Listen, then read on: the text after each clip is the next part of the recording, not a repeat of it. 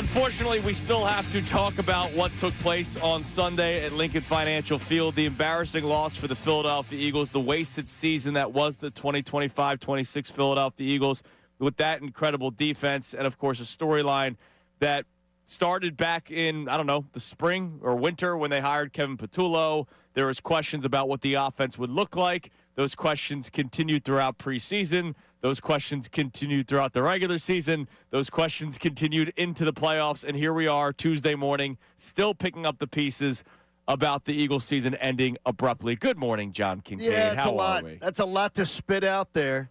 But those questions all exist, and they dominate conversation all over town. Yeah. No matter where you go. Yesterday, I was at ACAC. I had at the gym. Probably saw 4 different people that all wanted to just vent a little bit about Absolutely what was going on. And the weird thing is, though, Andrew, nobody really seemingly in shock. No. Sort of where I told you everybody walked out of the building on Sunday night, and I told you how quiet it was, where almost people were almost like they expected it. Nobody seemed like they were in shock talking about it yesterday. Now, I was more in shock because, stupidly, I got caught off guard by it. And that's on me. That's on me for being a dope and believing in them the way that I did. But not a lot of shock. Yeah, no, when the clock hit 0, I was at the New Deck Tavern in University City. Not doing a bad place to be. No, great spot. I did the watch party with Ricky Bowe and our friends at Corona, and I said, all right, guys, walked to my car, did my reaction video in the car, and drove home because I wasn't surprised in the least. Did I pick the Eagles to win? Yeah, I did, because I thought they'd be able to at least beat a team that signed linebackers last week to start. Not So to you play were special surprised. teams, to start. You were surprised a little. Right. But you weren't shocked. There was No. no shock involved. For you and Connor, there was no level of shock. No, I mean, look, I thought the season died in November, so I wasn't all that surprised. I heard Jordan Mailata yesterday. Yesterday was locker cleanout day. We have audio from Jalen Hurts. We have audio from other players that were interviewed yesterday by members of the media. And he was talking about how surprised he was. He was still in shock. And I get it. It's probably different for a player, right? Yeah, because they're in there every day. They work their asses off. Regardless of how we feel about the team, we know that they're working hard, right? They work their asses off, especially offensive linemen. They tell us they are, Nick too. does all the time. That's great. But when I heard him saying I'm in shock, I was like, dude, I can't even be close to feeling shocked that you guys lost in the first round of the playoffs, because this is how the offense has looked all season long. So, Johnny, because it ended so quickly, I'm going to take a different task today here on Kincade and Salciunas. You know this show. At least I hope people really realize how this show operates. I know we get a lot of nice messages about this. There are people that think because Philadelphia Sports Talk radio hosts in the city definitely try to get reaction from you. There are some people that fabricate things and just make stuff up to get your reaction. So, unfortunately, That definitely happens. For people like us, they think anytime we have an opinion that is negative, it's fabricated. Or anytime we say something that might make a Philadelphia sports fan, it's fabricated. People thought I was fabricating my disbelief of the Eagles offense. And You were not. No, it's how I you were felt. not. And look, I'm not doing a victory lap here, but it played out not exactly the way I thought it would. But the point total of not being able to reach 24 points, which is a number that I was terrified of, is exactly what played out in round 1, and that freaking sucks. So because I'm so upset, and because I think everybody is shocked that it ended this quickly, not the fact that they lost in the playoffs, but it ended this quickly, right? We're coming off of being the Super Bowl champions, and they lose in round 1 in such a disappointing fashion. I want to throw logic out the window for a day, Johnny. Okay, I'm not sure I'm going to dig it, but let's go for it. Look, I know you're logical, John. Yeah, logical John might not dig that. I'm just going to tell you. But sometimes I want to throw it out the window. So, logical Andrew, I said this yesterday on the show, would not move on from Nick Sirianni. All right, I wouldn't. I don't think moving on from Nick Sirianni would solve things right now. I do not either. There's already enough turmoil with the drama that we dealt with all season long. And, oh, by the way, I think it would be crazy to fire the coach who had just won the Super Bowl less than a year ago, has had one of the most successful starts to an NFL coaching career in NFL history. in terms of winning percentage, playoff winning percentage in the first 5 years of somebody's career. So logical Andrew would not move on from Nick Sirianni. Okay, and I'm glad. Okay, I hope logical Andrew's running my organization. Okay, fair. Non-logical, illogical, maybe over-the-top emotional fan Andrew thinks a little bit differently today. And I have reasons why. I don't think it would be crazy to say some of the things that I'm going to say today. Okay, make your case. So our question, if you take logic out of it. Well, okay. That premise right there, though, is just where it gets crazy. If you take logic out of it. We're going to live in make-believe land today, John. I know that's hard for you. It is. We're going to live in make-believe land. Okay. If you could just, pick him up, Nick Sirianni, and drop him over here, and then you go, all right, let me see what's in the other bag. What is he, a sim? I want to pick up one of these guys instead and just drop it in. Obviously, a million other things happen. An entire coaching staff change happens. Locker room culture changes happen. All that stuff happens. Like, I know that head coaches do more than just X's and O's. That's why I'm saying logical Andrew would not fire Nick Sirianni, all right? But if I'm taking logic out of it, I have a head coach, John, that can't figure out an offense. Correct. A head coach that was brought in to be an offensive mind. He was an offensive coordinator with the Indianapolis Colts. I have watched a head coach run this team for 5 seasons successfully, right? Regular season record, getting to 2 Super Bowls, winning a Super Bowl, and that other one was very, very close. So I've seen the success with Nick Sirianni. But in those other 3 years, the first year he had to strip himself of play calling duties because he wasn't good at it. And I give him credit for realizing it and giving it to somebody else, even though maybe upstairs were the ones that made that decision. I think he did a great job that first year, honestly. Year 3, when the ship hit the iceberg, okay, he said to stay on it. He didn't tell anybody to go to the life rafts. He said, don't worry, this ship is fine. We are going to stay on this ship, and we will be able to get to land. And then the Titanic sank, and then there were no survivors, with Nick Sirianni being the captain of said ship. Okay. And then this year, promoting his friend. Let's face it, Kevin Petullo was his buddy. Kevin Petullo was not some sought-after coordinator that made rounds around the NFL, very well respected, or maybe he was the next hot name in college. Let's give this guy an opportunity. You put it out the day they hired him. The guy was in the NFL for 17 years and didn't get a sniff for anything. Nobody ever asked to interview him. And Nick Sirianni, because he respects him, because he loves him, he promoted him to offensive coordinator. And it never looked good, John. No. There were 5 games out of 18 where it looked at least decent. I'm not saying good. I'm not saying great. I'm not saying, man, there's the high-powered Eagles offense. We're talking about a decent offense with the most expensive offense in the NFL. It never looked good. Okay. He never found a way to get it fixed. And I had to hear him Sunday night when asked why the second half offense had been a problem all season long. The first 3 words that came out of his mouth was, I don't know. All right. We got that. So we understand that. Everybody lived that. Everybody walked that road. We all understand that. But Nick Sirianni did not make the call on Kevin Petullo himself. No, I know. I'm sure it was a collaboration with Howie Roseman and Jeffrey Lurie. I don't think it was just Nick. So blame the two of them, and I say equally, that they let that happen. Blame them equally that they did not see what I saw, what I sounded the alarms about, that they didn't go, wait a minute here. They've been around the NFL. They live this. They walk the road. How come nobody's ever called? If I'm a Howie, I'm going, how come nobody's ever called me and said, I want to interview Kevin Petullo. Can I have permission? Right. How come nobody ever wants to poach this guy? There's a reason. Because he wasn't a commodity. So I blame Howie just as much as I blame Nick. Because Nick was trying to do a solid to his buddy. Oh, yeah, he was. Mr. Lurie and Howie Roseman deserve just as much blame because they've been in the NFL game longer. And they allowed it to happen. They allowed him to be hired. So I blame them just as much. It was a stupid decision. absolutely horrendous. But we're already lived it. We lived it. It happened. And now they just got to find a way to move on from it. Now here's the thing. Find a way to move on from it, right? Right?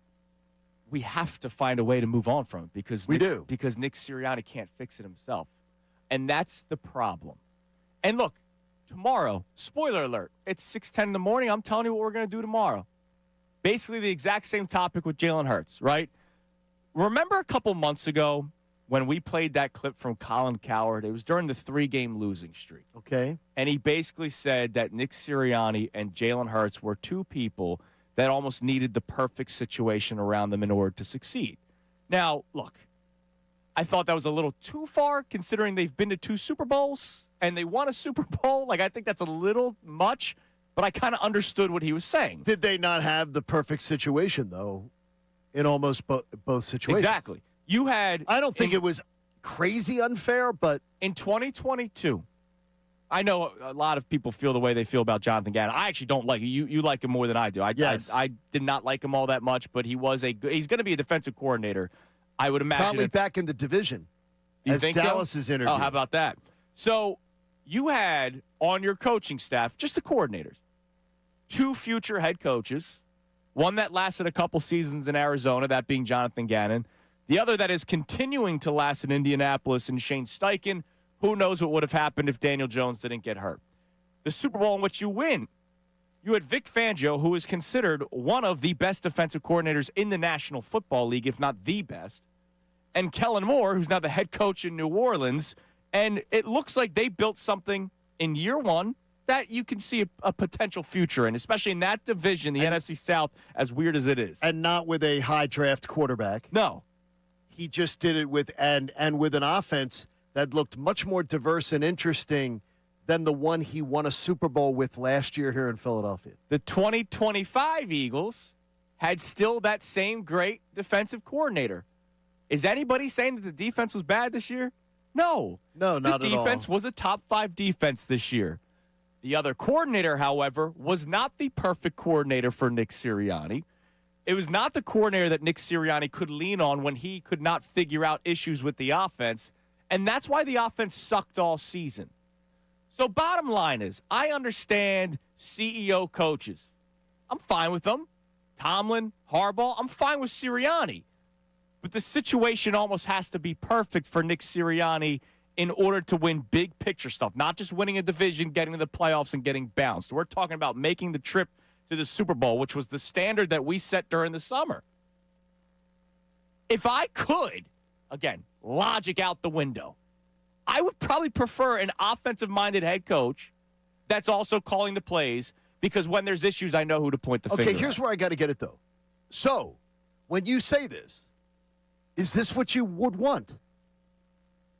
You know logically it's not happening. Yeah, no, I know. So we're setting that. You know logically it's not happening. But is this what you would want? I've always kind of felt that way, yeah, sure. So today you would want this? Yeah, if you were to tell me right now. Today. We get news. We get news.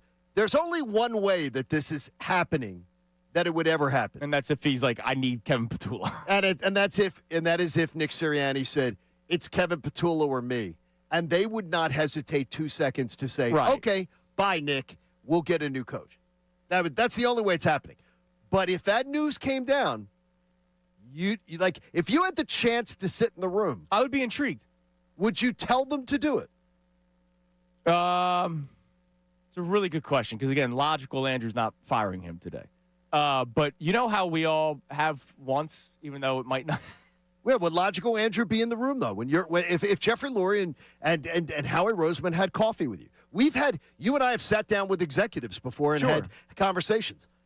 If they and conversations off microphone, if they had a conversation with you, would you tell them, if I had my choice, I'd move on from Nick Sirianni? Man, it's a tough question because, again, logic. There's a lot to it. I'm talking about the non-logical. You're fighting your logical John brain, but I mean, like your gut instinct is what? Logical Andrew's not firing him because. Well then you're. But again, I'm taking logic out of it. Like I can't help but have once. But I hope you don't. I'm a man, damn it. I hope my sports teams don't take logic out of it. I'm hoping they don't do stuff like that. I'm hoping we don't become a clown show organization where you do stuff where you take logic out of it. Because logic should not be taken out of it. You shouldn't be firing a coach that won the Super Bowl last year, less than a calendar year ago. He should not be fired. But what he should be is what you should have done last February. He should not have been allowed to hire one of his buddies as an incompetent offensive coordinator. That's the mistake you can correct. And you've seen with competent coordinators, Nick Sirianni is not a good head coach. He's a great head coach. Yeah, he is. So to me, you fix that problem. He's a great head coach. And I promise you, though logical, Andrew, you're fighting it. His players would not want him fired. I got you. Here's the problem. It's needing to fix it, right? Because he himself can't fix it. Well, I don't think he needs to fix it. I think that Howie Roseman needs to fix it. Oh, you know he's not. Yeah, he's not. Because they're fired. They're going to hire. They're going to hire the offensive coordinator. So yesterday on Get Up, as you could imagine, Philadelphia was a big talk of the town nationally on all networks, not just ESPN, because it was so stunning for a lot of people that the Philadelphia Eagles that just won the Super Bowl last year have all this money allocated toward the offense, had one of the best defenses in the NFL, and yet that offense is the reason why we're going home or went home on Sunday silent, as you said, leaving Lincoln Financial Field. Here was Dan Orlovsky talking about the Philadelphia Eagles offense from Sunday, but over the course of the season as well. That was a total embarrassment from Philly offensively. And we all saw it coming. We talked about it all season long. The fact that they didn't see it coming is concerning. And I understood, yes, there's going to be changes, but Howie Roseman, their general manager, has got to be sitting back and go, wait. This is a roster that I put together that should no question have contended for another Super Bowl. And I understand, like, everyone took their turn yesterday not making some plays. AJ didn't make a play on any ball down the field. Devontae has the drop late. The offensive line got beat on a consistent basis. And Woody's point, the regression, that's probably the thing that is the most concerning element. This offensive line never regresses in Philly. Ever. None of their guys played at a good level this year. You've watched Jalen Hurts be a guy that will not throw the ball at the middle field. I mean, every single ball that he throws and completes is 8 yards to the sideline. And the thing that has to be the greatest concern is we have talked about all of these issues for literally every single week this year. Every single week. If we're all seeing it and we're not getting paid to see it at that level, how come not only their offensive staff didn't see it and or adjust, but the head coach didn't see it and or adjust? That's got to be something that... And the head coach has that knowledge, too. I mean, that's why they hired him. That's got to be talked about as well, that we all saw this embarrassing performance coming, and it still happened, and it was allowed to happen. And that's the amazing thing, John, right? Like Dan Orlovsky is saying, how come we saw this all season long, but the head coach didn't, right? That's Dan Orlovsky, who played in the NFL. You guys all make your jokes about him stepping out of the end zone. He played in the NFL, which is a million times better than what any of us did here on the radio and you guys listening at home. That's Dan Orlovsky. We were pointing it out. Andrew Salciunas, zero degree in football. John Kincade pointing it out.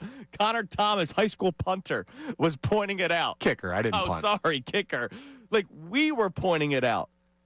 How come we're pointing it out in October and November and December and January, and it never even got close to being fixed? And then yesterday, we played it a couple times. Here was Nick Sirianni Sunday being asked about the second half offense. I don't know. Obviously, those are things that we always work our ass off to try to fix any situation and every situation that we can. And you know what? At the end of the day, we didn't do a good enough job of doing that.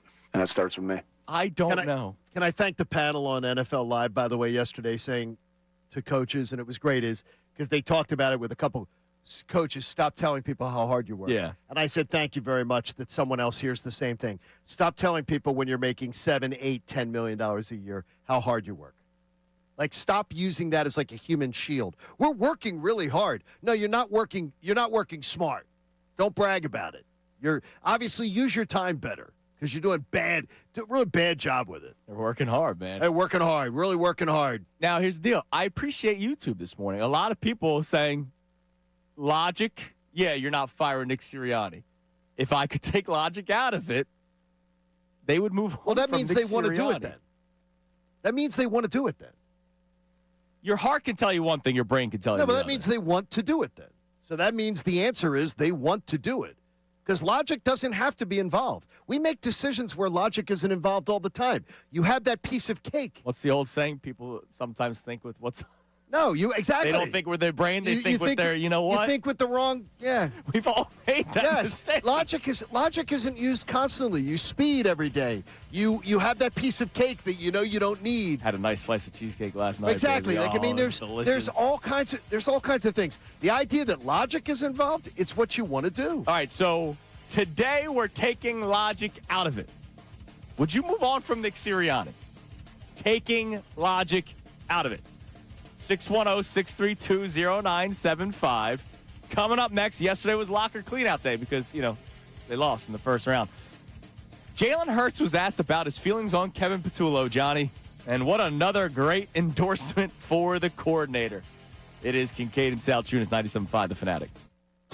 Now on 97.5 The Fanatic Sports Update. The Eagles offseason gets started. I'm Connor Thomas, and the Eagles offseason got going yesterday with locker room clean out as players and coaches continued to wrestle with the idea of the season being over. As for the news many were waiting for, we had no update on the status of Kevin Patullo's job as offensive coordinator. We did, however, hear from a couple of high-profile players about their thoughts on Patullo, including the quarterback, Jalen Hurts, who had this to say. Do you want him to come back as the offensive coordinator? It's too soon to think about that. And like I said, I put my trust in Howie, Nick, and Mr. Lurie. Not exactly a ringing endorsement from QB1. We will keep you updated on everything we hear about potential offseason changes for the Birds as the week progresses. Speaking of big potential news with no updates, the Phillies met with free agent Bo Bichette yesterday. Came and went. No news reported on that. We'll keep you updated on the latest news on that front as well. Sixers beat the Raptors 115-102 last night. Flyers fell to the Lightning 5-1. Both of those teams are off until Wednesday night. Zach Berman and The Athletic will join us coming up at 8:05. Amy Fadul will join us from the 8 o'clock hour till the end of the show. This update is brought to you by Corona. This Friday, Andrew Salciunas and Corona take over Nick's Bar and Grill on 2nd Street from 6 to 8 for a 97.5 The Fanatic Sixers pregame party. Enjoy $5 Corona, $6 Modelo's, and win Sixers tickets. Must be 21.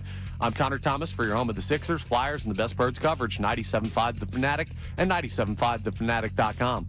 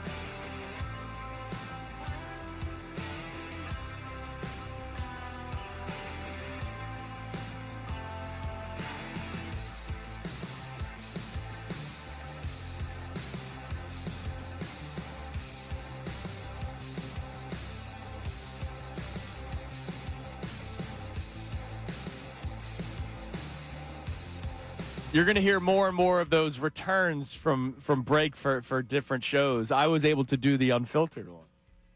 That's great. I was able to I haven't talk. gotten to do one yet. I just go to Matt's studio. Oh, good. I got some things thought up. I was able to talk about Sirianni's family. Oh, that's always good.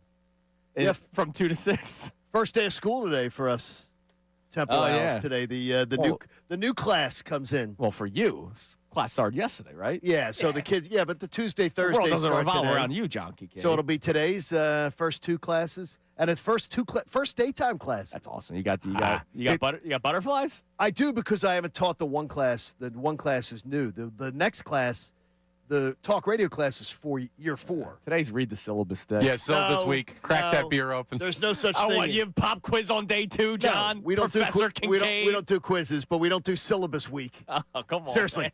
You can look at the syllabus on your own time. Read the syllabus. Of course, he would be that freaking professor. Yes, we have fun. The Eagles had syllabus year with Kevin Fatula. Yeah, sure we as got hell right did. after. So I'm looking at our YouTube chat during the commercial break, and it's really funny. It's not funny because it means the Eagles season ended. But just last week, you and I got a lot of sheesh. Yes. For doing a fun barroom topic. If you guys remember, our fun barroom topic was, what if there was a redraft of coaches? Just, you redid it.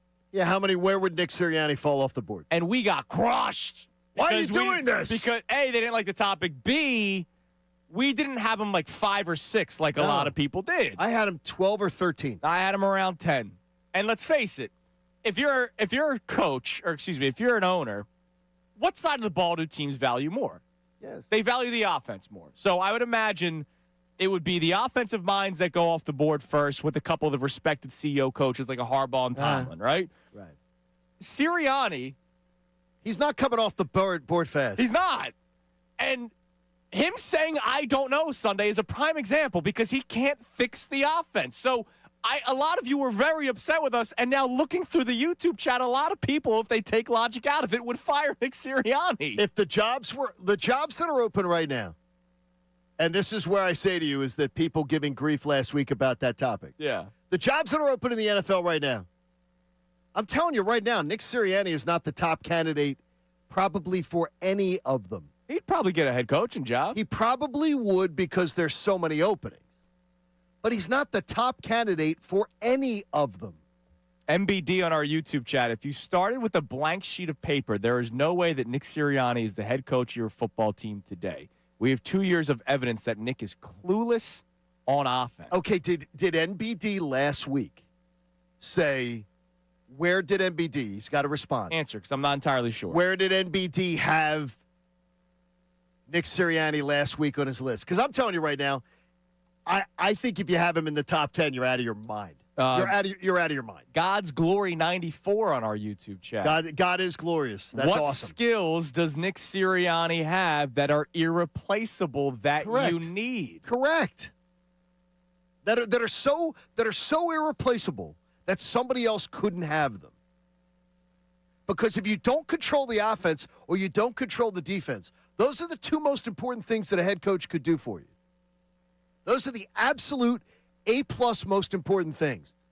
So I'm going to tell you right now, if you have him in your top 10, I don't believe that you would be like NFL owners would be. By the way, MBD was pro topic. Okay. He had him from 12 to 15. Okay, so he's right where I had You know who was pro topic? The people that didn't have him in the top 5, the people that didn't like the topic had him in the top 5. I'm going to tell you right now, with all due respect, anybody who had him in the top 5, it's absurd. Well, it's absurd because if NFL owners were sitting in a room, there's no way that Nick Sirianni is considered a top 5 coach.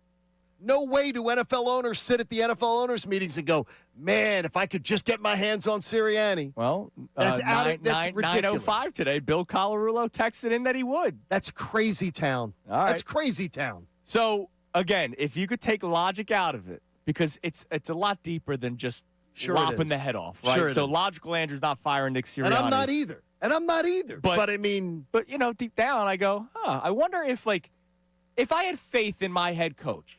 Right. Because here's the problem. All right, and this may summarize it all, which is actually a bad realization to have 2 days after losing the playoffs. Okay, what's that? Do you have faith in Nick Sirianni to fix things?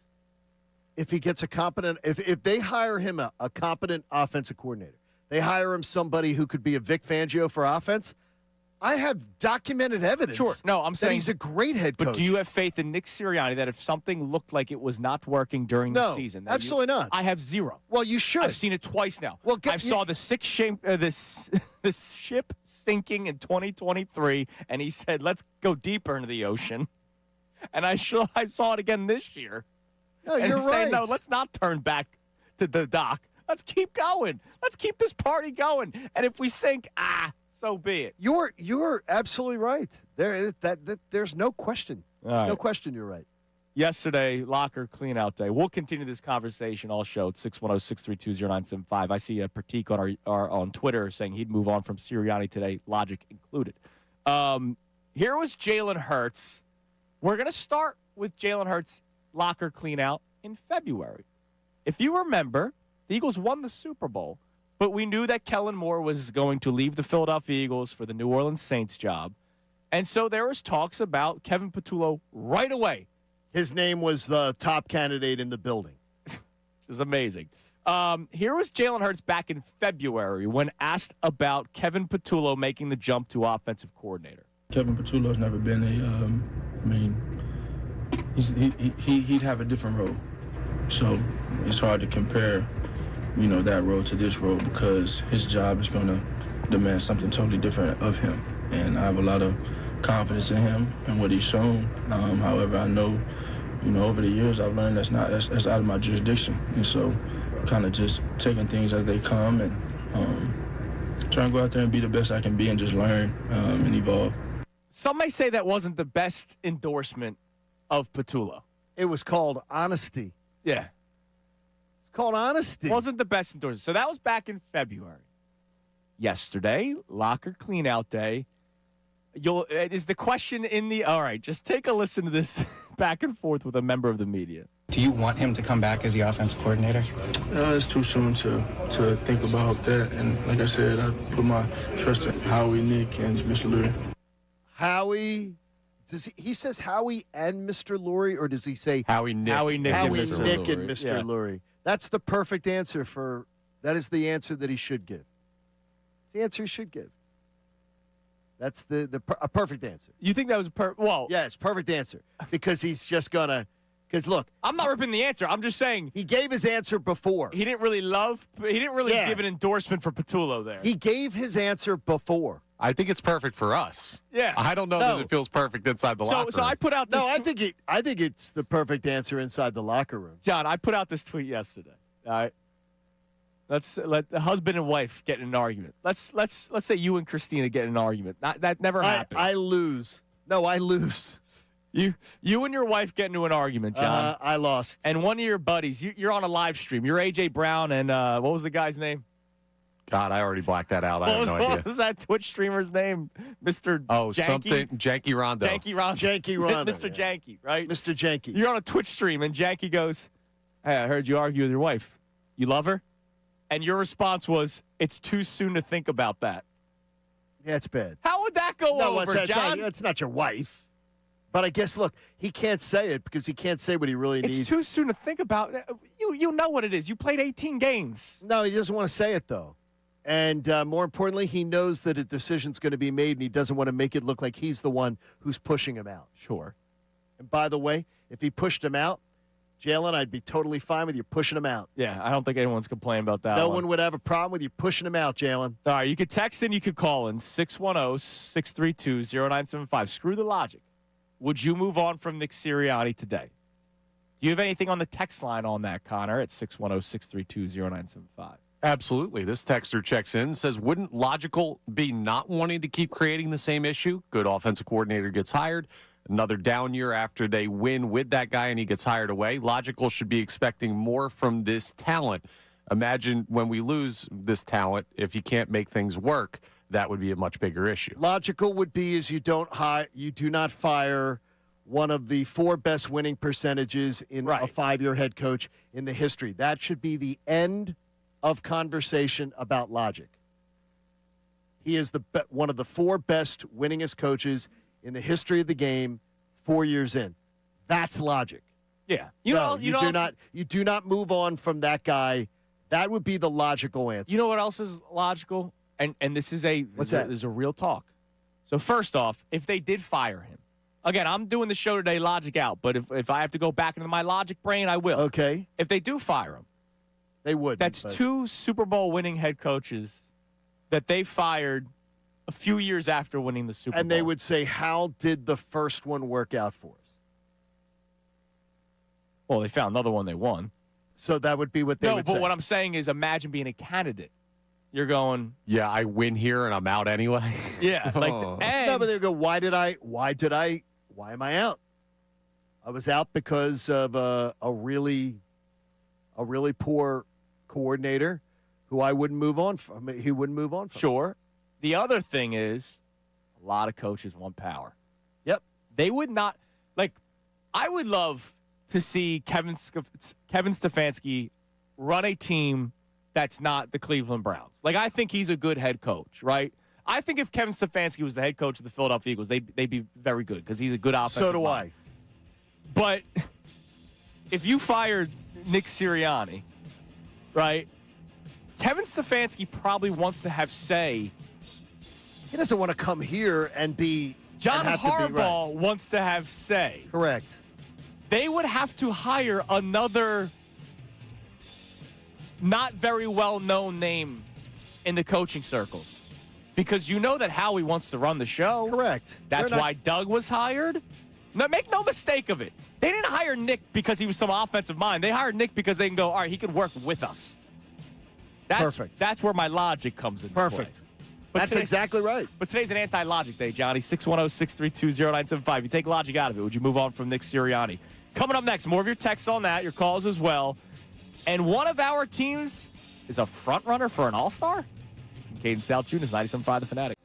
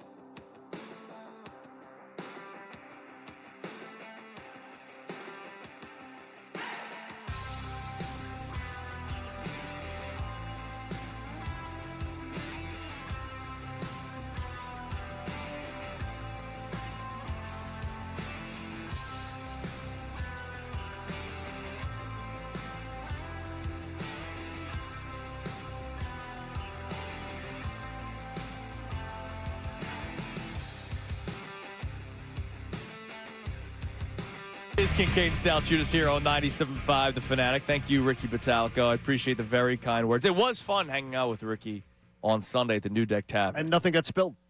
Not by Ricky. Not by Ricky. What happened? No, there was spillage. Not by you guys, though. No. By other people. There were people that were imbibing before the game started, and, Well, I would think so. It's a bar, and it's fun, and it's a Birds game, and it was a great time, and it's a great spot. Yeah. I just always find it interesting, the guy that has the brand new Eagles jersey and isn't watching like 80% of the game. And then goes, Philly media is so negative. It's like, come on, dude, why don't you watch the game? Like, watch the game so you actually know what you're talking about. Anyways, yesterday was the big Zoom meeting. Did we confirm it was Zoom or Teams? Because I know Teams has made a push recently. Zoom was the COVID. Teams has become the new way to meet. That's how we with Scott. Yes, Teams, whatever it is. That's how I do the ESPN. Teams is a big one. Anyways, My sources were telling me Skype. They're trying to save payroll money. Uvu. Oh, that was way back. All right, so yesterday was the big virtual meeting between the Philadelphia Phillies and Bo Bichette, and it was silence. Like, it was quiet all day. We had gotten no reports. Well, who's going to talk about it? There was no leakage. Well, who in the meeting's going to talk about it? I don't know. Somebody might say, "Hey, this is Bo Bichette's on the meeting. Bo Bichette and his agent are on the meeting. Dave Dombrowski, Preston Mattingly. Yeah, because Dave Dombrowski's never texted like John Heyman. Well, Dave Dombrowski, Preston Mattingly. Look, they're trying to make this a show. Hey, we're in on Bo Bichette, by the way. We're making a move on Bo Bichette. We did a Zoom call. See, you say it with that tone, and Connor's so strong. We did a Zoom call with him. Feels so strongly that he's not coming here that you did the propeller hat bet. This was Ken Rosenthal, Mr. Bowties, yesterday. Finally at night, we got a little bit of a leakage. I loved him on 2.5 Men. This was great. This was Rosenthal yesterday talking about where the Phillies stand with Bichette. In this meeting, I'm sure the Phillies are going to push for Bichette, and it's the kind of thing, while it's on Zoom, you sort of don't want to let him get off the Zoom without getting a deal done, right? It's that old theory. Don't let him walk out of the room until he signs a contract. You can't really do that on Zoom, I guess, but it's the same working idea. And I go back also to what Pete Alonso said on Foul Territory about what the Orioles did when they met with him. That was live in person in the winter meetings. Alonso said the Orioles made an offer showing their intent before he even was in the meeting with them. They made that offer before the meeting.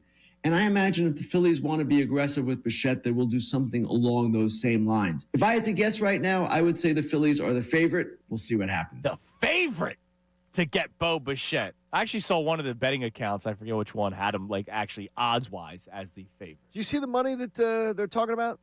No. I don't know how they're I don't know how they're the favorite. I don't know how people are assuming they're the favorite. I'll believe it when I see it. Honestly, I'll believe it when I see it. I'm going to get excited, though. And if it doesn't happen, I'll be extremely disappointed. And I'll get excited when it happens. Okay. So you're just going to have no emotion right now? You know what? But no, because I'm not going to get played by it again because they constantly play you with all these things about these people that they're in on. And Andrew. Hey, it's silly season. Play me, baby. Andrew, spoiler alert. They're never in on them. They just pretend to be in on them. What? They tell you they're in on them. They're not in on these Japanese guys. They pretend like they're in on them. Tell me about Bryce Harper. They weren't in on him? Or Trey Turner or Castellanos or Kyle Schwarber or Zach Wheeler? What about 2018? Are we talking about 2018? Yeah, and this is the first time there's actually openings. Andrew, it's 2026. Turner was 3 years ago. It's 2026. And general manager, and right now, they are landlocked in contracts. Unless you're telling me that you've moved on from Bohm, you've moved on from Castellanos, you've moved on from some of these contracts, where's the money to be able to do this? Well, the aforementioned John Heyman tweeted 30 minutes ago, Johnny. You mean Dave Dombrowski? 32 minutes ago. Oh, really? John Heyman. Dave's up early this morning. Said the following. Okay. Bichette Phillies meeting is said to have gone very well. I'm shocked. For what it's worth. I'm shocked that's what we're hearing. Bichette admires first-class organizations, other pulses, roster, pluses. Oh my God, it's early. Other pluses, roster. Oh yeah. Park, Mattingly, spring proximity to home. Would Phils need to deal Bohm and do lesser at catcher than JT? Probably. Other Bo suitors, the Jays still Red Sox, Yankees, Dodgers. Okay. So the other Red top Sox. teams. Red Sox. By the way, Dodgers, can you Dodgers kick rocks, please? Red Sox more money, Yankees more money, Dodgers more money. Okay, so all three of those franchises could absolutely checkbook whip the Phillies. Unless something happens where John Middleton says, money be damned. Well, he wants his bleeping trophy back. Oh, sure he does. Now, his actions haven't shown that. Connor, what's your response to John saying, like, it's not real?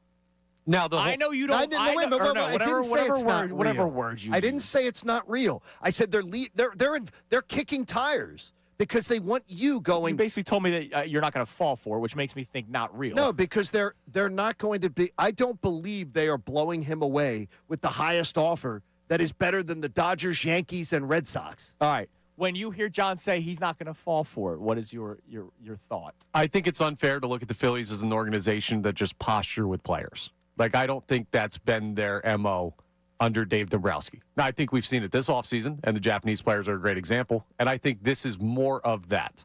But to look at the Phillies as someone like an organization just puts rumors out there for rumors' sake, I don't know that's a fair evaluation of what they've been. The problem with this is not typical. I do think this is posturing because I think JT is still the goal, and I think this is trying to drum up enough to make him move off of his point. I don't see logically how the numbers work and how the roster works without a lot of stuff changing very late in the offseason, which is why I don't think it's happening. Can I ask something? And I heard Johnny Marks say this the other day, too.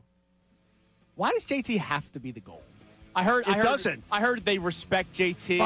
Bye-bye. Like, I love JT Realmuto. I've reached a point where I don't need him back. I find him exhausting. I just don't need him back. You got to beg him to come back to a place that he's been this long? Goodbye. Are the Phillies World Series chances hinging on JT Realmuto? No. No. You're better at second without Bo than you are at catcher without JT. And that's undeniable. It's not. JT has not been a difference maker in the postseason for this team at all. Yeah, he was actually pretty good against the Dodgers. But he's not he was one of two He players. has not been a difference maker. They didn't win the series. Coming up next, that's the latest with Bo Bichette. They didn't win. Not a difference maker. We'll check our text line and our calls next. Again, logic is out of the conversation today when it comes to this Nick Sirianni discussion. The big thing outside of the city yesterday was that it was the players and not the coaching staff. One all-time Eagle spoke on it yesterday. Here, who next? Kincade Salciunas, 97.5, The Fanatic. Now on 97.5 The Fanatic Sports Update. No news on the OC. I'm Connor Thomas, and the Eagles' off-season got started yesterday with locker room clean-out day as players and coaches continue to wrestle with the idea of the season being over. But that's reality right now, and there's a lot of news that we're keeping an eye on with that being reality.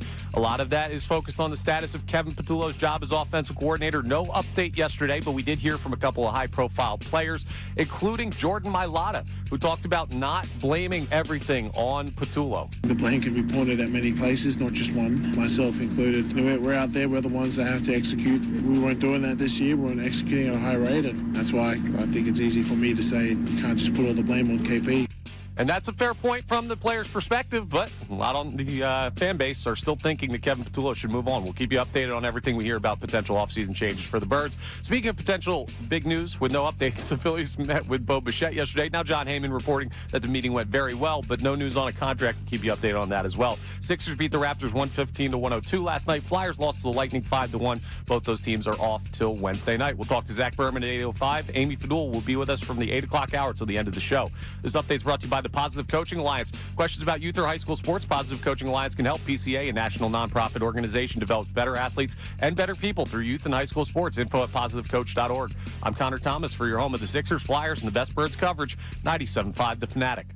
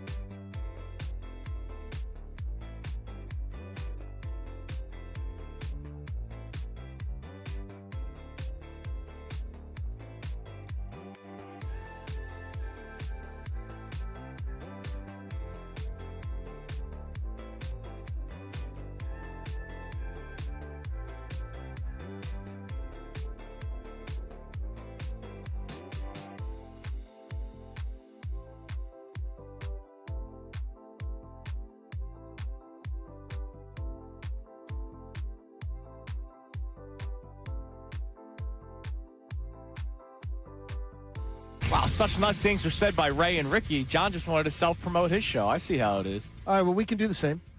Middays with Marks, of course, comes your way at 10 o'clock. Spirited show yesterday, as you could imagine. Spirited show continued on Unfiltered. We saw Ricky and Bill in the hallways yesterday. And I think Bill was walking around as if his dog died. Because you can understand. The family members...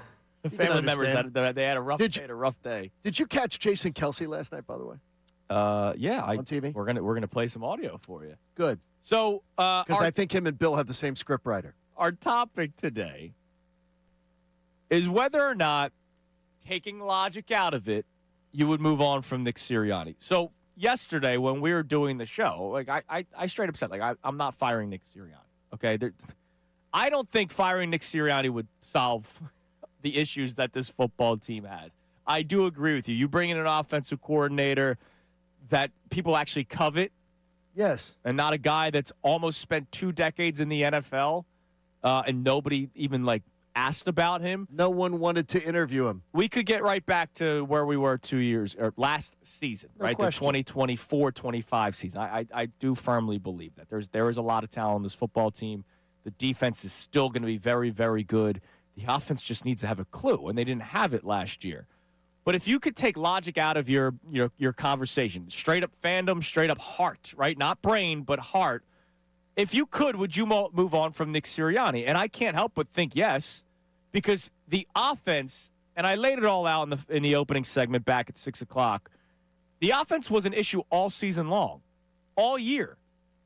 And when I have Nick Sirianni being asked about it after Sunday's game, why it was a problem all season long in the second half, the goose eggs or the lack of drives where they get first downs, and his first 3 words out of his mouth was, I don't know. That's the problem. That should have been in Jeffrey Lurie's meeting with Nick Sirianni, in Howie Roseman's meeting.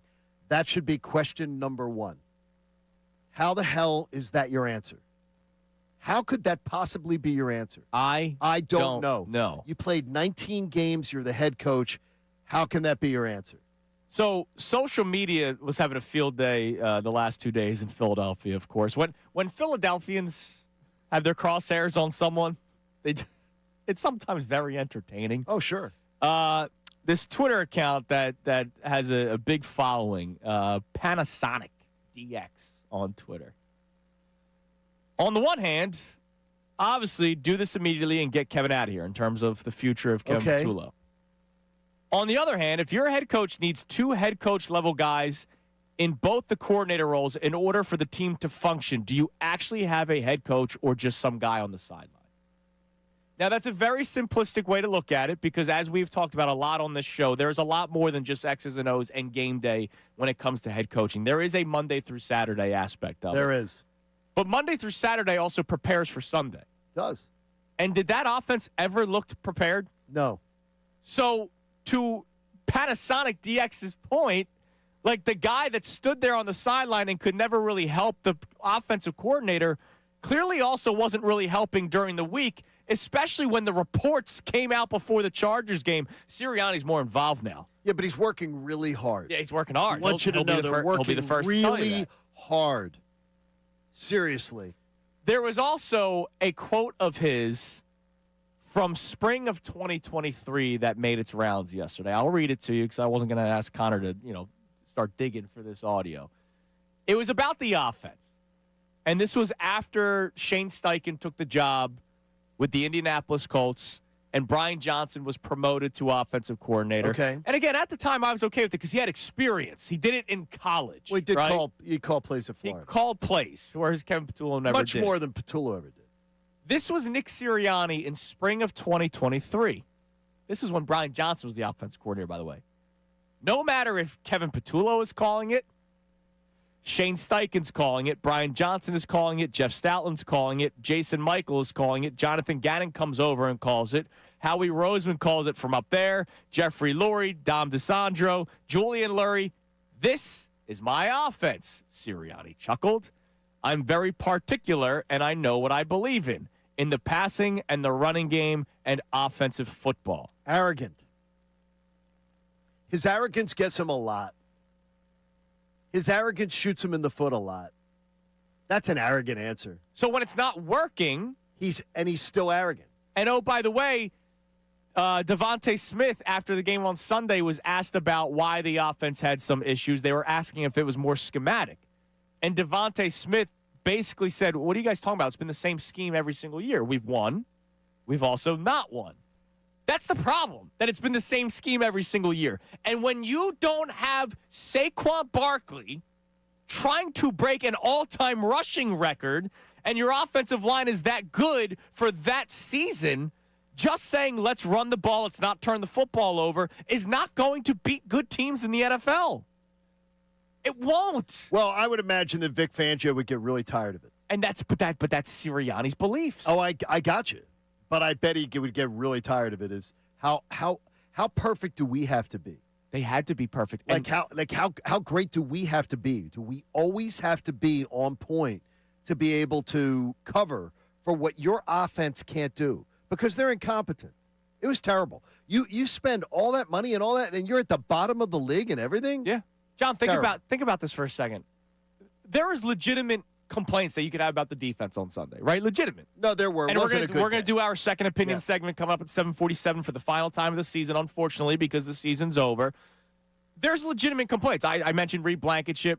You asked Andrew DeCecco bluntly yesterday, did Vic Fangio have a good day on Sunday? DeCecco said no, he did not.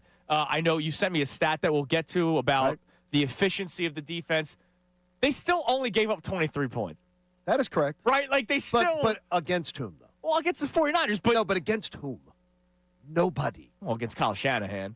Against nobody. Kyle Brock Shanahan played in an NFC Championship game, and Christian McCaffrey isn't MVP. Christian McCaffrey was the guy. Bottom line is, you had that defense, and they had Christian McCaffrey.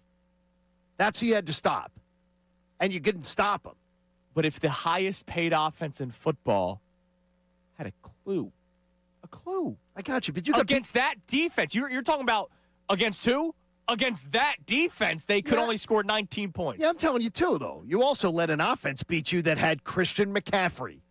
That's it. Unfortunately, it was like the one outlier game of the Eagles' defense. You let a bunch of Scribinis beat you, and you let Brock Purdy turned it over 3 times. Those same Scribinis on defense kept you to 19 points because your offense is that ridiculous. So, our question for you at 610-632-0975. Hit us with another text, Connor.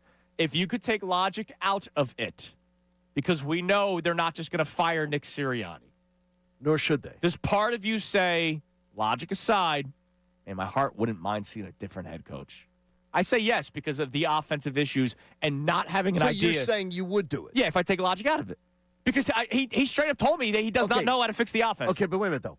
Would you do it? You got to say. I already told you logically no. Like my real answer. Do you want to do it or not? You got to get off the fence. My brain says no. My heart says yes. Okay, well that's not a fence. So choose one.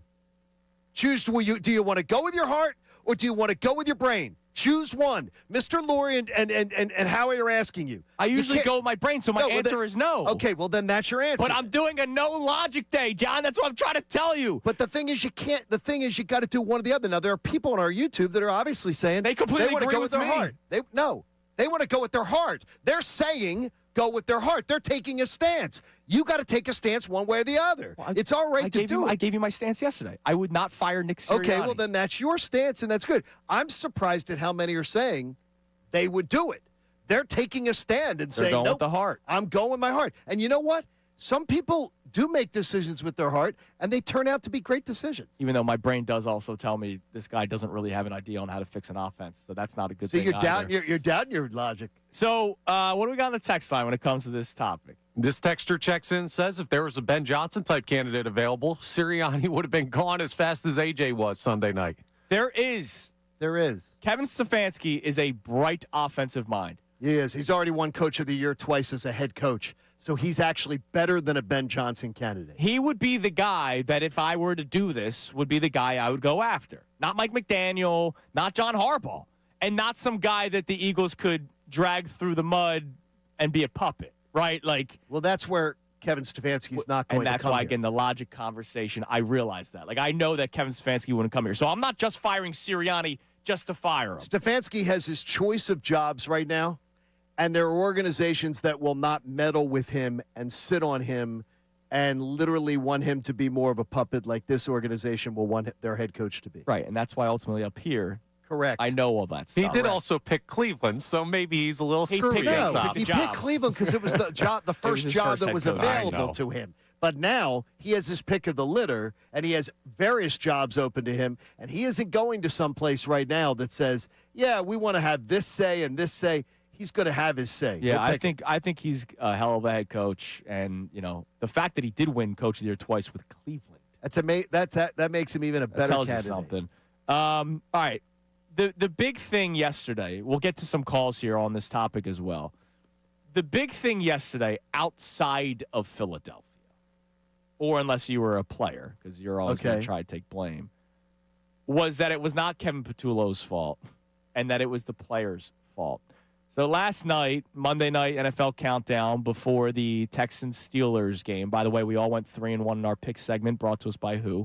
Bet Parks. So it's a really, really fine showing. That's a good showing for Wild Card Weekend.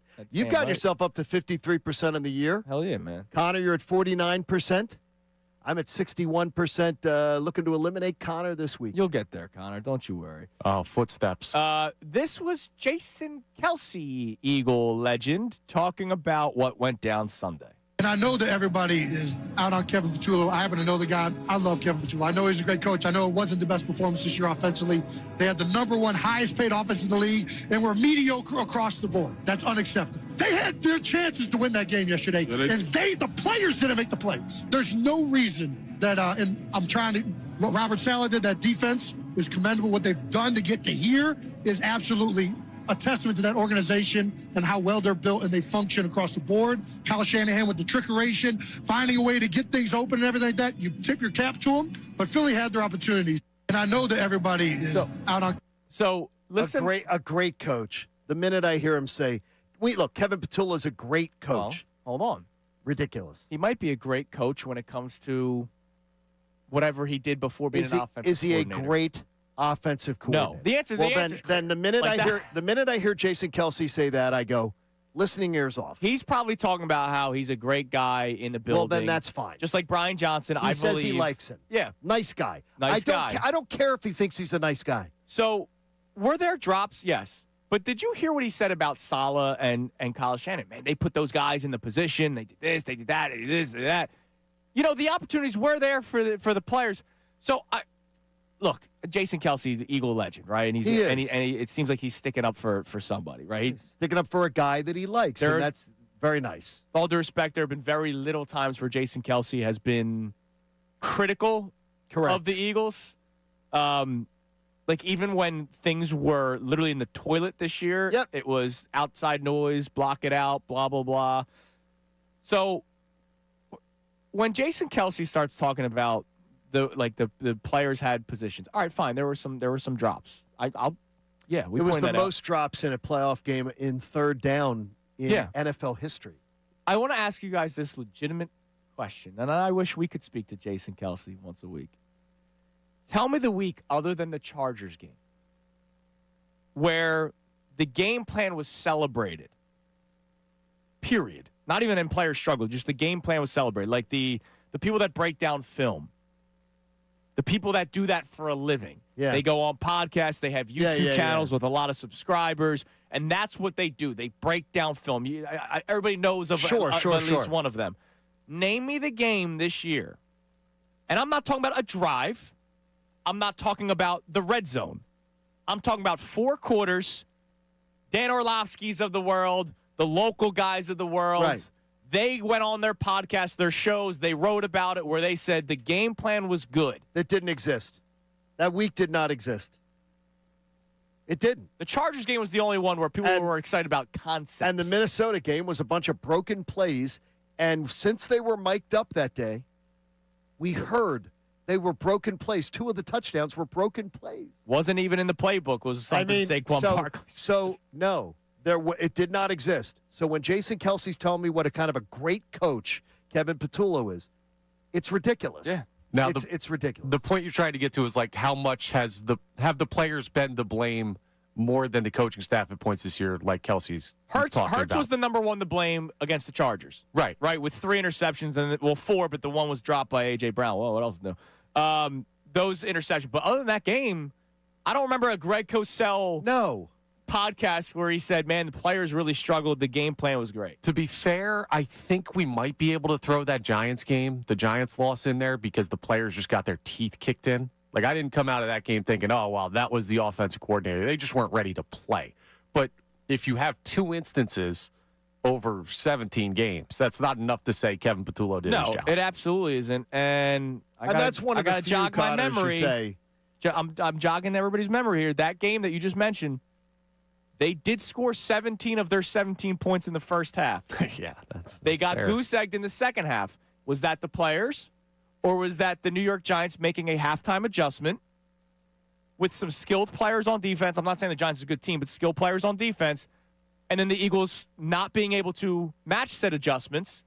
Oh, wait, didn't we talk about that like all season long? Well, remember there was that horrible pick six by that's Jalen not Patullo's when they were trying to close within 1 score in the fourth quarter. That really swung that game. But They hell, put it away. give us the Giants game. Who cares? For argument's sake, let's just say 2. yes. It's still not enough. Yeah, No, it's not enough. So for Jason Kelsey to do that, like, Come on, Jason. Stop. it's been- Stop. Even if it was, He's even, a great coach. Come on. John, even if he's right that the players were more to blame than the coaching, again, that's one of 2 games, to Connor's point. Now, Jordan Mailata, locker room clean-out day yesterday. He's going to do this. I'm not surprised that he said this. This is him saying it's not all on Patullo. Well, I said last night, I think the blame can be pointed at many places, not just one. And I think for us, for myself included, I placed a lot of blame on myself and the players.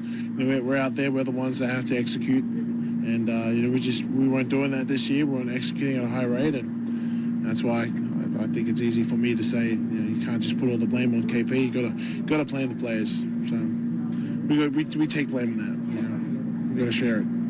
Gotcha. You can share in the, you can share in the blame. You can share in the blame. That's fine. Share in the blame should exist. Kevin Patullo was the worst offensive coordinator in the NFL this year, period. He had the most resources, and he had a bottom 5 offense. Terrible. Are you kidding me? Stop with the spin job. And I'll go back to the very simplistic way of looking at it. What were the 2 changes for the Eagles offense from last year to this year? Right guard and offensive coordinator. So it's Tyler Steen's and fault. I'm not putting it on Tyler Steen. All right, let's go to Drayton. Drayton in North Carolina. What's up, brother? Morning, fellas. Morning. So just to continue on your logic conversation earlier, logically and illogically, my heart and my mind tells me that you got to move on from Sirianni. The guy can't hire people. Clearly, he's not an offensive mastermind.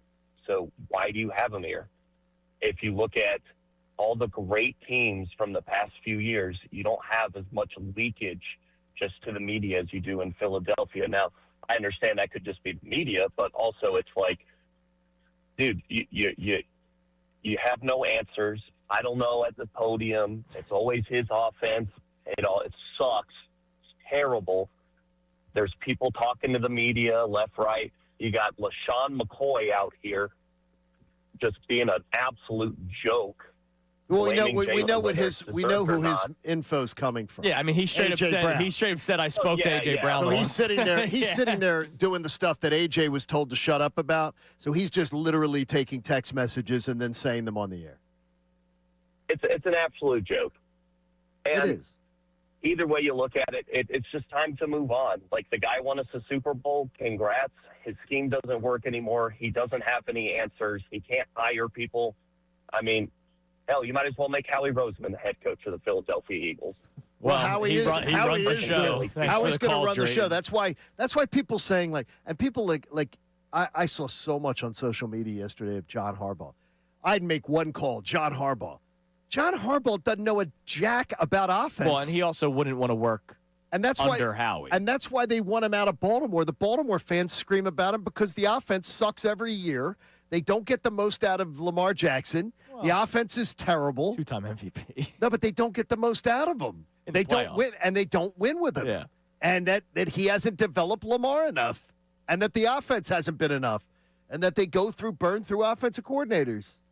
I mean, you want a guy there. He doesn't do anything like that. Stefanski, you could be talked into. That would be somebody you could be talked into. That would be if Logic was out of it. Stefanski was my guy. But I don't think he'd want to. I think he wants to have say. Yeah, he's going to want to have say. He has his choice. He could go to any one of a number of places and have say. He could go to the Giants and have say. He could go to a lot of places and have say. Yes. There's a lot of good, and there are a lot of good names that could come in here and help out and take over. But they need the same latitude that Vic Fangio has. So, Drayton said the scheme doesn't work anymore. And I know yesterday when we had DeCecco on, he was like, hey, be careful what you wish for. It's still going to be Sirianni's scheme. Why does it have to be? It doesn't have to be. It doesn't. Like, Howie Roseman can... Yes, dictate. Nick Sirianni, from day one, has always kind of been a bit of a puppet. I know it sounds disrespectful to say that, but let's face it. Like, it's Howie Roseman's show here. It's the Philadelphia Rosemans. No, it's the truth. It's no mystery. If Howie, and oh, by the way, Jeffrey Lurie, who literally you brought it up, once yelled at Doug Peterson for running the football too much, wants to bring in an offensive coordinator that can have full say with the offense, just like Vic Fangio does with the defense. Why can't they do that? They can. And they should. That's absolutely they should. All right, coming up next, there isn't an opening yet. We expect it. How great of a job for the candidates is there out there? Kincade Salciunas, 97.5 The Fanatic. Get a Bradford White water heater for your house because what you want is reliability. You never want to be looking for hot water when you need it. You want to be able to wash your clothes. You want to be able to run the dishwasher. But most importantly, you want to be able to have that nice shower whenever you need it. And obviously, 4 in the morning when we get up, I absolutely need one. And what do you know with a Bradford White water heater in your house? You know they've got the finest components from around the world. You know it's a local company, so you know that they understand what Philly people demand. And look, you can just want one of their 25, 50, 75-gallon like Mac Daddy ones for your home or your business that you're used to seeing, or you could get one of their tankless models, or you could get their Aerotherm hybrid heat pump models. These things are so sleek and so small, they take up such little space, and they give you all the hot water you need on demand whenever you need it. Plumbing professionals know all about Bradford Whites. So go to BradfordWhite.com. Find the plumbing professional near you. They can bring the Bradford White model right to your home. They can install it for peak efficiency, and then you can start reaping the savings and also reaping the benefits of efficient hot water delivery whenever you need it, because how you heat your water, it matters. Choose my friends at Bradford White. Now on 97.5 The Fanatic Sports Update. Birds clean out the lockers. I'm Connor Thomas, and the Eagles offseason got started yesterday with locker room cleanout as players and coaches continue to wrestle with the idea of the season being over. Many of fans are doing that as well, and we're continuing to expect potential news on the status of Kevin Patullo's job as offensive coordinator, but that's not come down yesterday. We did get some commentary from some high-profile players, though, including quarterback Jalen Hurts, who didn't exactly give the most ringing endorsement. Do you want him to come back as the offensive coordinator? It's too soon to think about that. And like I said, I put my trust in Howie, Nick, and Mr. Lurie. So we'll keep an eye on that because it sounds like his status is very much up in the air, at least when it comes to QB1 as well. We'll keep you updated on potential offseason changes for the Birds as the week continues. Speaking of big potential news with no major updates, the Phillies met with free agent Bo Bichette. Came and went yesterday. Nothing really to report on that. John Heyman did put out that the meeting went very well, but no contract signed. We'll keep you updated on the latest news on that front as well. Sixers beat the Raptors 115-102 last night. Flyers lost to the Lightning 5-1. Both of those teams are off till Wednesday night. Zach Berman joins us coming up at 8:05. Amy Fadul will be with us from the 8 o'clock hour to the end of the show. This update's brought to you by the Crohn's and Colitis Foundation. The Crohn's and Colitis Foundation has been at the forefront of inflammatory bowel disease research and care for over 50 years. Learn more about research, education, and support at Crohn'sColitisFoundation.org. I'm Connor Thomas for your home of the Sixers, Flyers, and the best Birds coverage, 97.5 The Fanatic and 97.5thefanatic.com.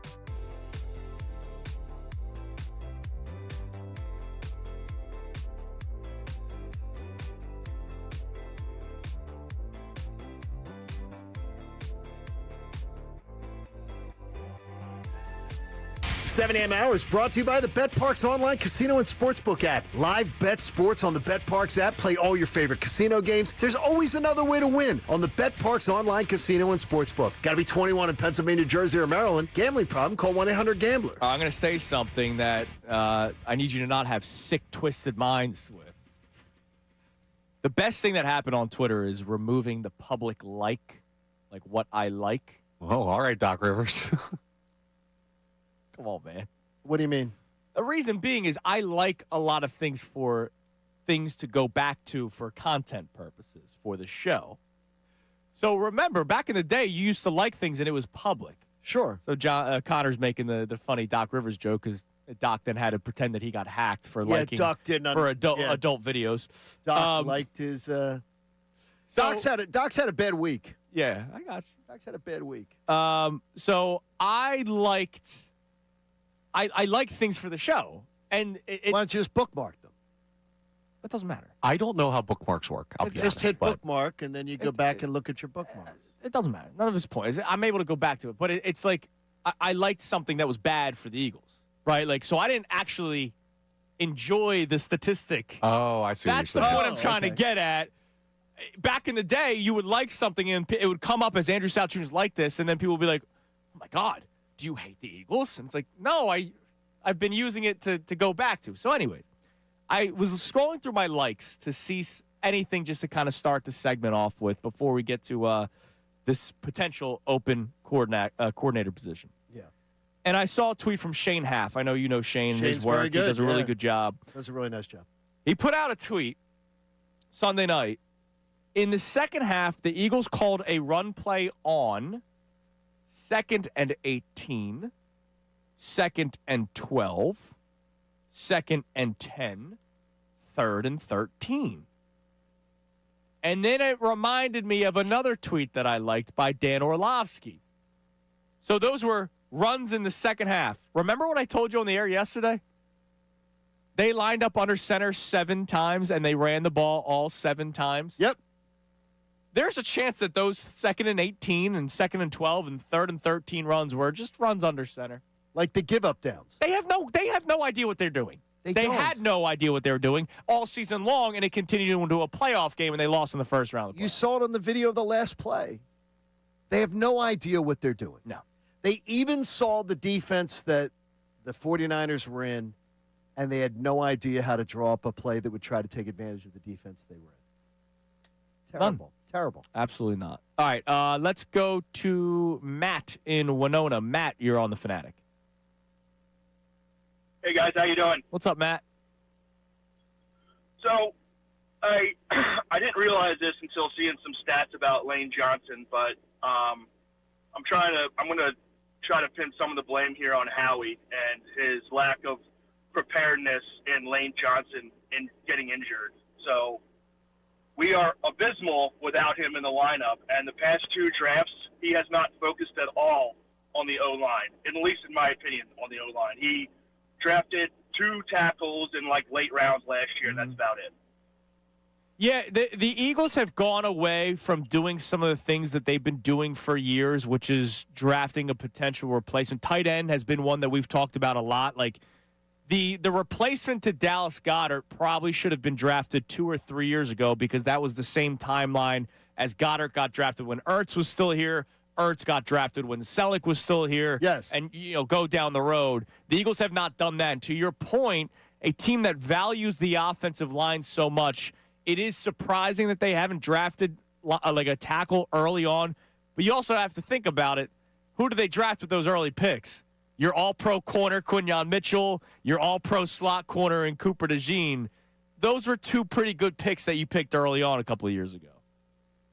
Oh, I definitely agree. It's more the fact that I think without Lane Johnson in the lineup, overall we're 15 and 27. Yep. And this year we were 3 and 5. So, the history is right there in your face. And the fact that, Howie's solution to Fred Johnson is not exactly, it's not ideal, obviously, and for Lane to remember, go down.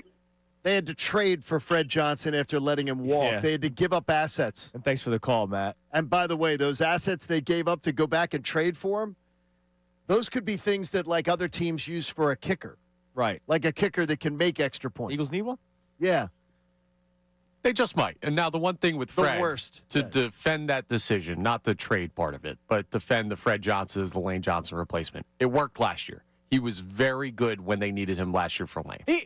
He wasn't bad. Fred wasn't bad this year. It's just you don't want him to play 8 games. No, Yeah. I mean, you need him as a swing tackle backup. Yeah. And Or unfortunately, Lane's to play a replacement. lot. Right. I mean, you have to play too much.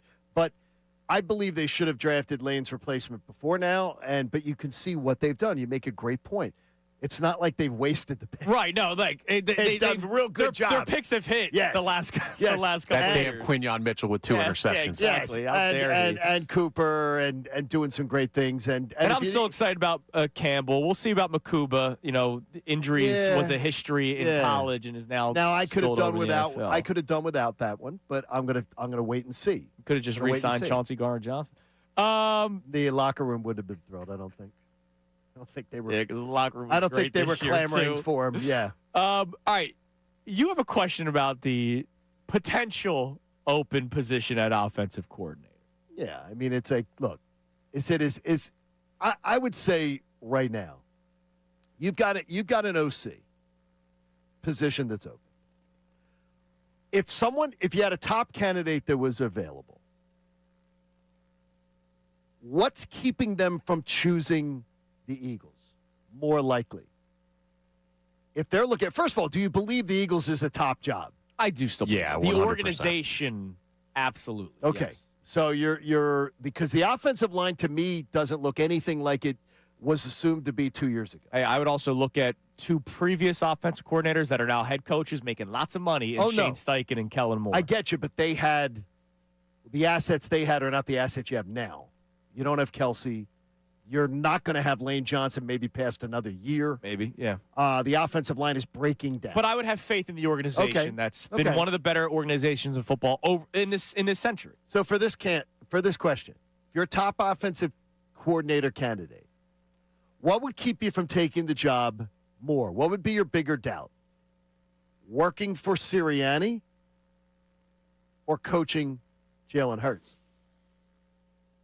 Because to me, if Sirianni has a bad year in 2026, he's gone. And I say that with almost, I believe, 100% certainty. They're not putting up with another year like this. He would be gone this date next year. Nick Sirianni's firing show is being done. He's gone.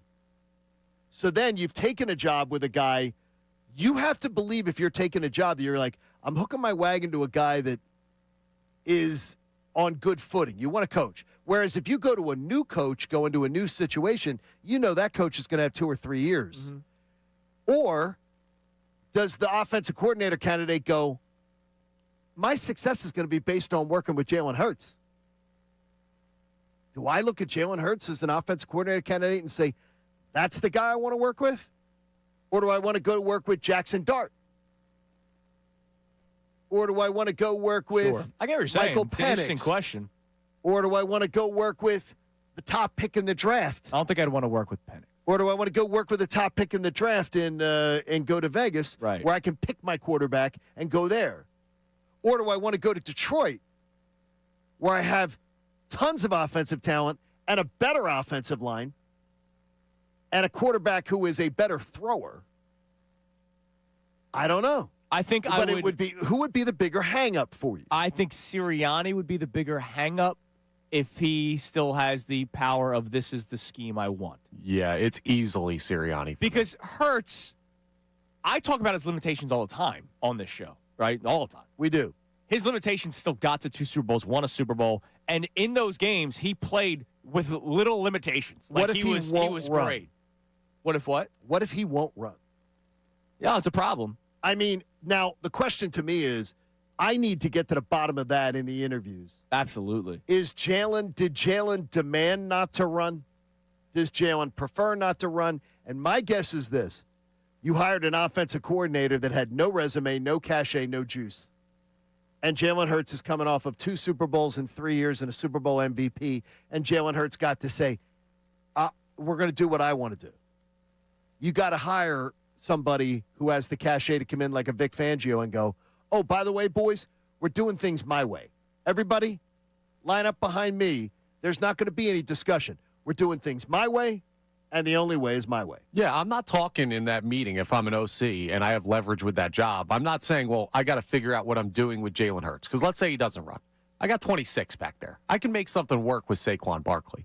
But I got to go into that job interview and say, I need Sirianni to stay out of my business. Because if this guy doesn't know how to coach offense, I can't be running his system. You going to trust me with this job or not? And that's why it's easily Sirianni for me. Because, look, Kellen Moore, we talked about how the offense looks a lot different in New Orleans. Is it because of Hurts or is it because that's what Sirianni wanted? Sirianni, I read you the quote from 2023. Sirianni straight up said, I don't care who the head coach is or whoever's calling the plays. It's my system. And look what he did. Look what he did with a also like a no-nonsense quarterback, like a quarterback off of Temu. Yeah. He put some respect on Tyler Shuck's name. But, I mean, seriously, he got a quarterback off of the internet. Offensive Rookie of the Year, fantastic, and made him look fantastic. And by the way, the offense looked nothing like the Eagles' offense last year. Remember, I kept complaining? Yeah. Going, I expected more. It didn't look like a. Yeah. I'm just telling you, is it my answer though? Disappointingly, is exactly the same as yours. So we'll add this one to the conversation as well. It's 610-632-0975. Offensive coordinator. The draw more working alongside Hurts or Sirianni, or the hang-up more alongside Hurts or Sirianni, depending on how you view it and how you want to go about the conversation. 610-632-0975. We'll check some texts. We'll check some calls. Also, our second opinion segment. Unfortunately, for the final time in the 2025-26 season, where we re-look at the Eagles game that just happened. It's Kincade Salciunas, 97.5, The Fanatic.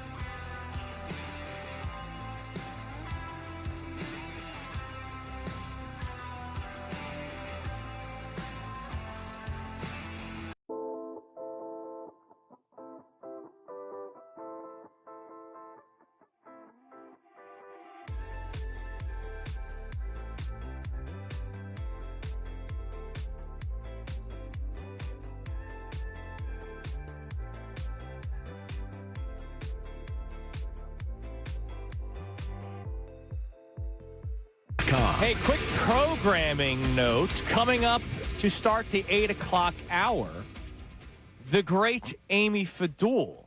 So if you guys have been following the show. Did Jason Kelsey call her great, or did, I mean, like what? No, I called her great, and I actually speak with truth when I speak. I don't just carry water sometimes for the Eagles. Yes.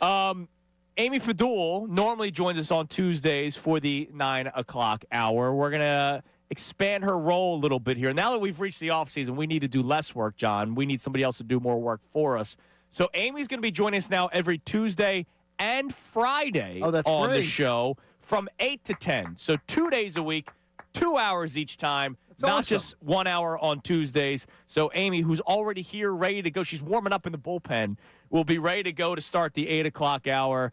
So we're really excited. She's getting limber. Yes, is what you're telling absolutely. Ricky taught her a thing or two on how to get warmed up in the bullpen. So Amy's going to be with us more moving forward. Also, Zach Berman will be joining us coming up at 8:05, and Bill Colarulo will join us at 9:05 to talk more about today's topic.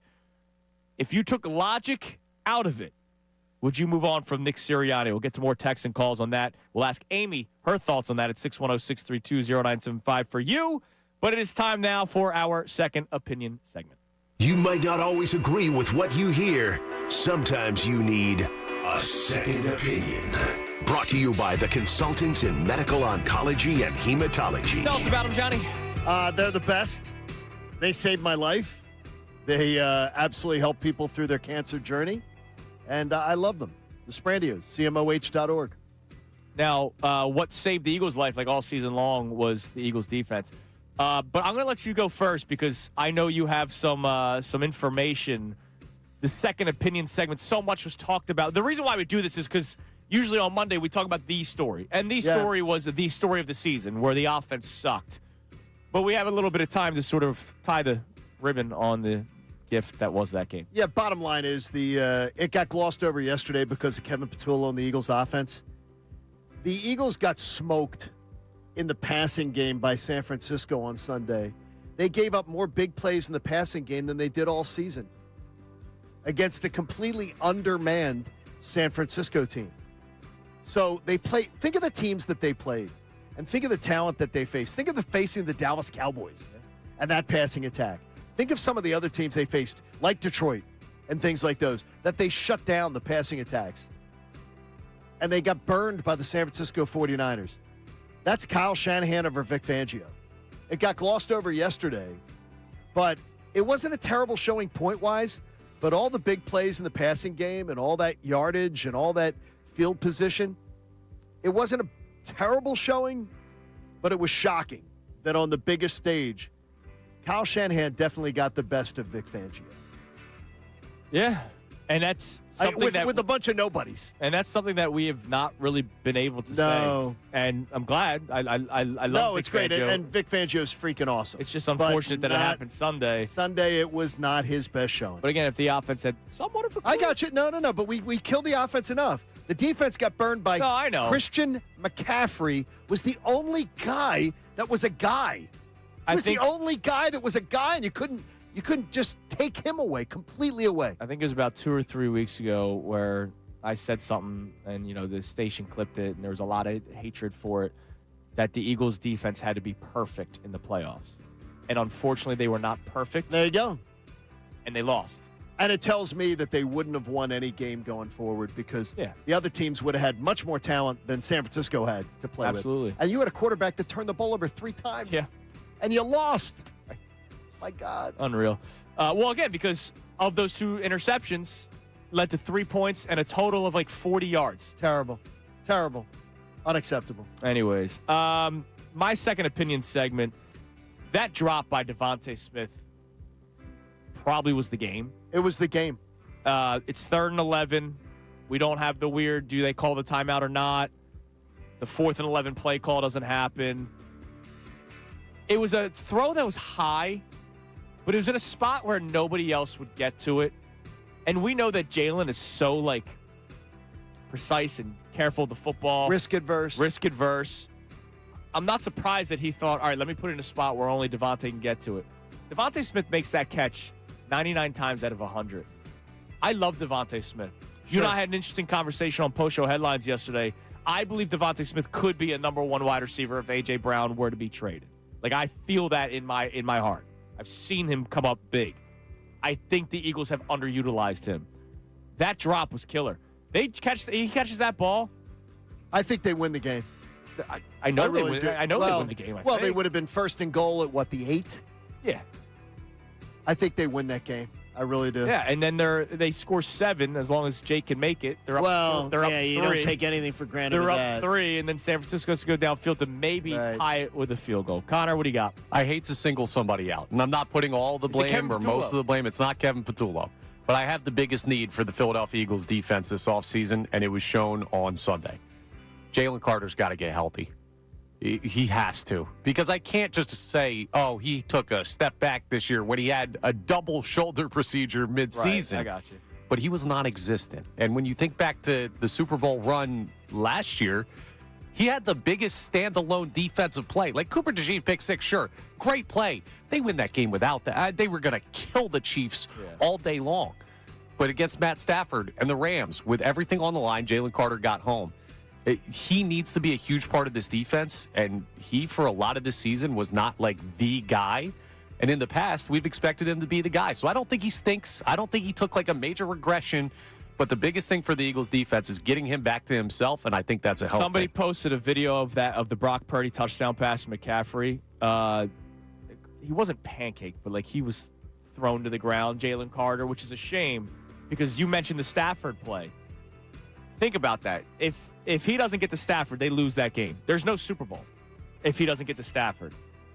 This year, if he gets to Purdy or at least creates pressure, maybe the Niners only kick a field goal because there was a third down play, and they're up 20-19, and you are a field goal away from winning the game if Jake makes it. So again, love the guy. Not putting it on him, but just saying he's the biggest need for this defense to get back to himself this offseason. I'd still point the finger at Reed Blankenship being putrid, but he'll probably be gone. So CMOH.org, they're the best. If you have a cancer diagnosis in your family, lean on them and take care of them.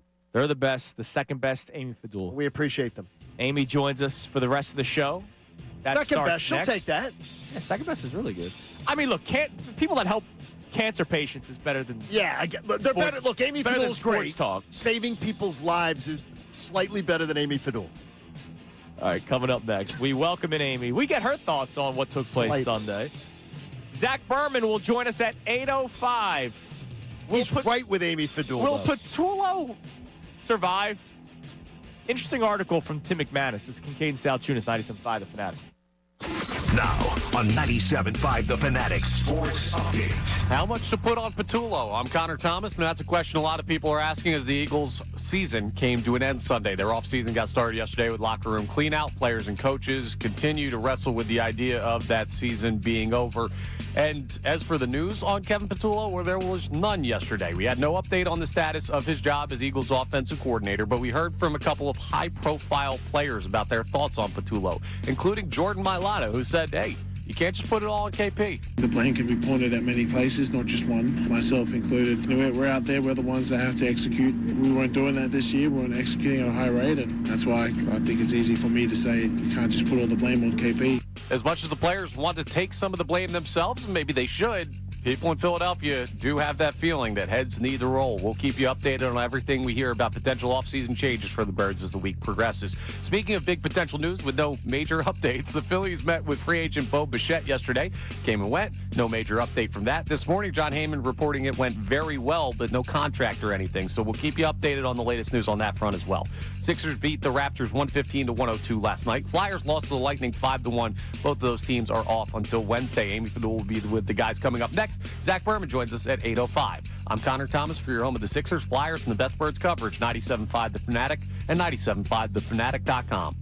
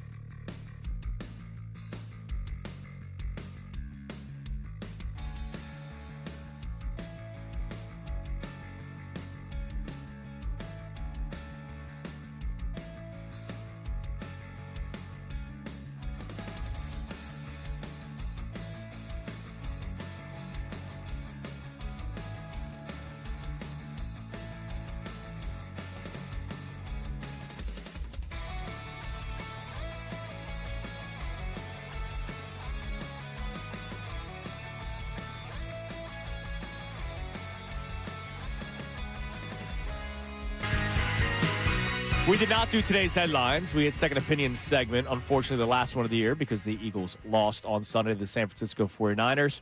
So that means more headlines, right? Because Monday morning radio hosts, are we back to a 5 for 5 today's headlines with Connor Thomas? I'm ready to rock. You call me in, I'm good. Brought to us by who?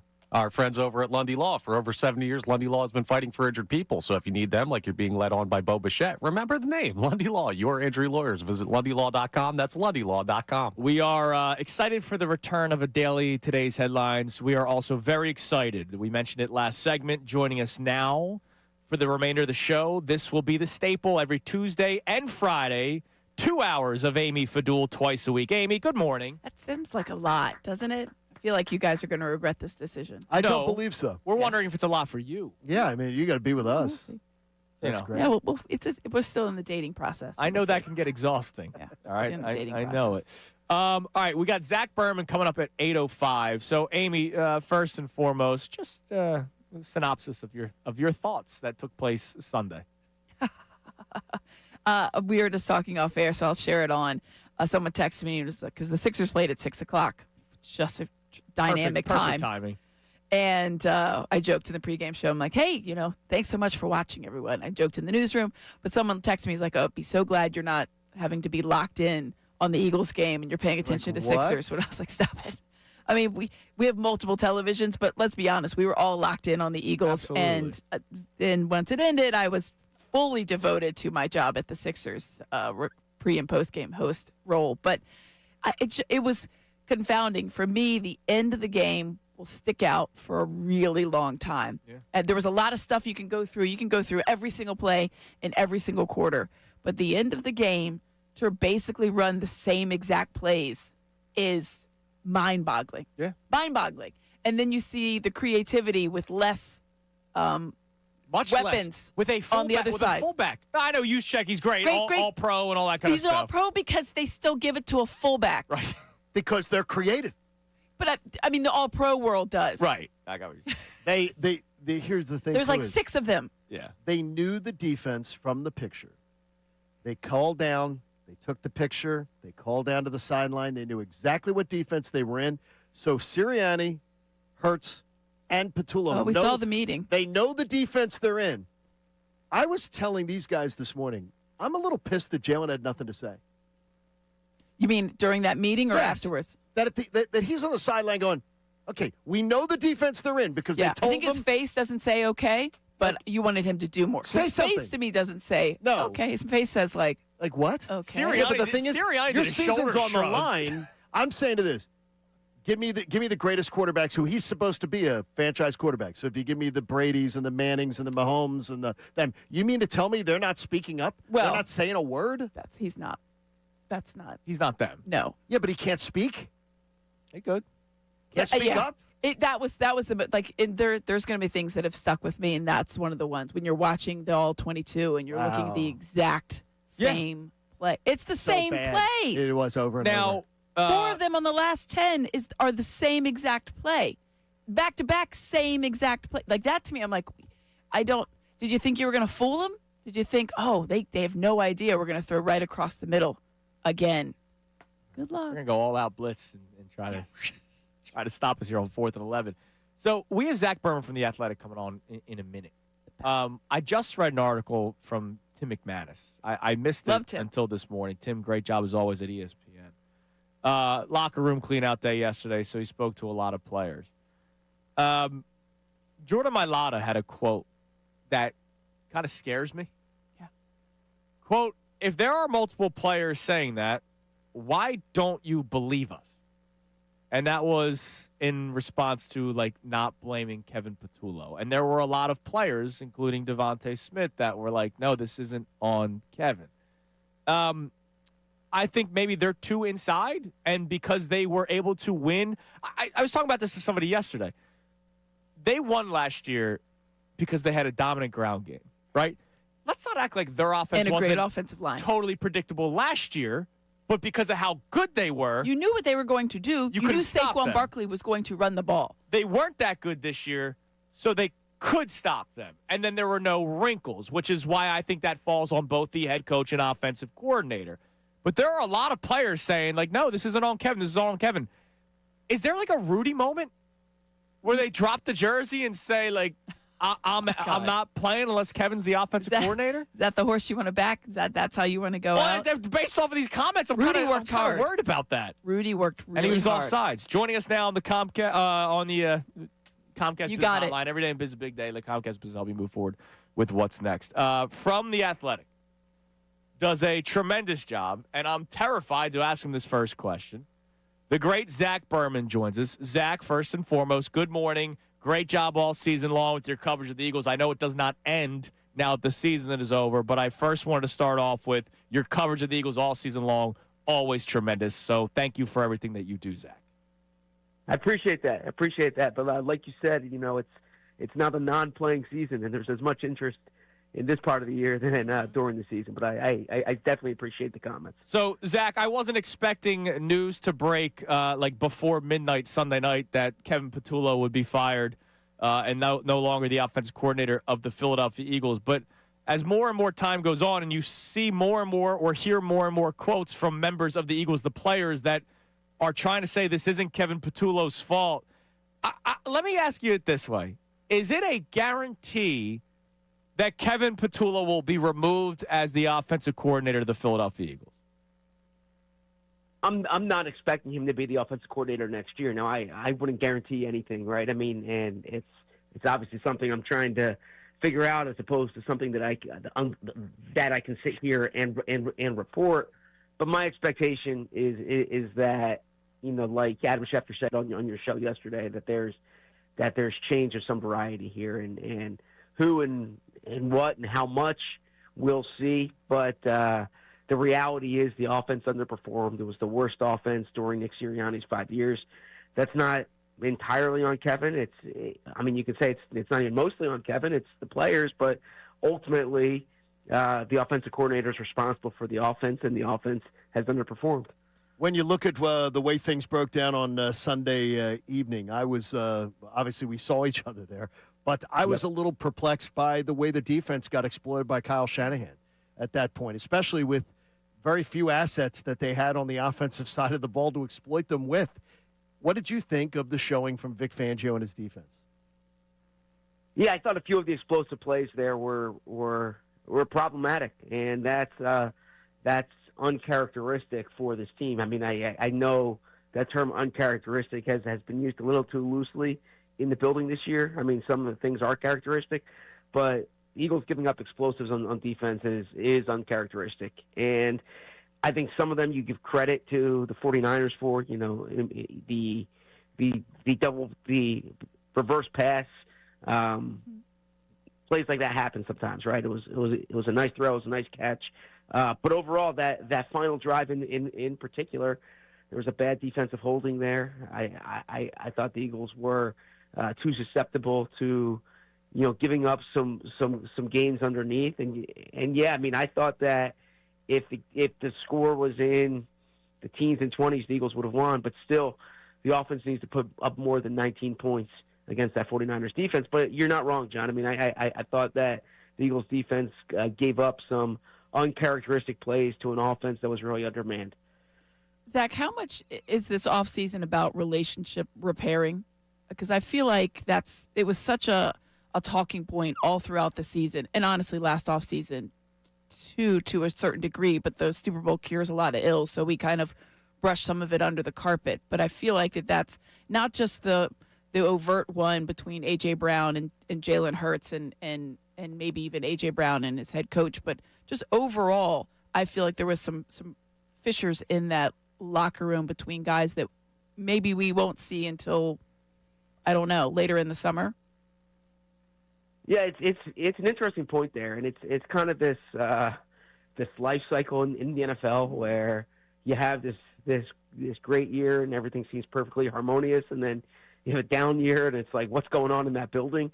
And oftentimes it's a reflection of what happens on the field more so than kind of that drama or however you want to frame it is the issue. I think like anything else, I think that some time away is going to be beneficial for a lot of people here, but I don't think that is as pronounced of an issue as honestly converting, on some third downs and avoiding 3-and-outs and things of that nature. I mean, I think the Eagles' problems here are more in the execution department than the drama department, and I actually think the organization needs to view it that way too. I think there's a lot of attention there to this term outside noise, when outside noise has nothing to do with what's going on with the team. I think there are real issues they need to address, and if they lose sight of that with some of the other issues, I think that would be problematic.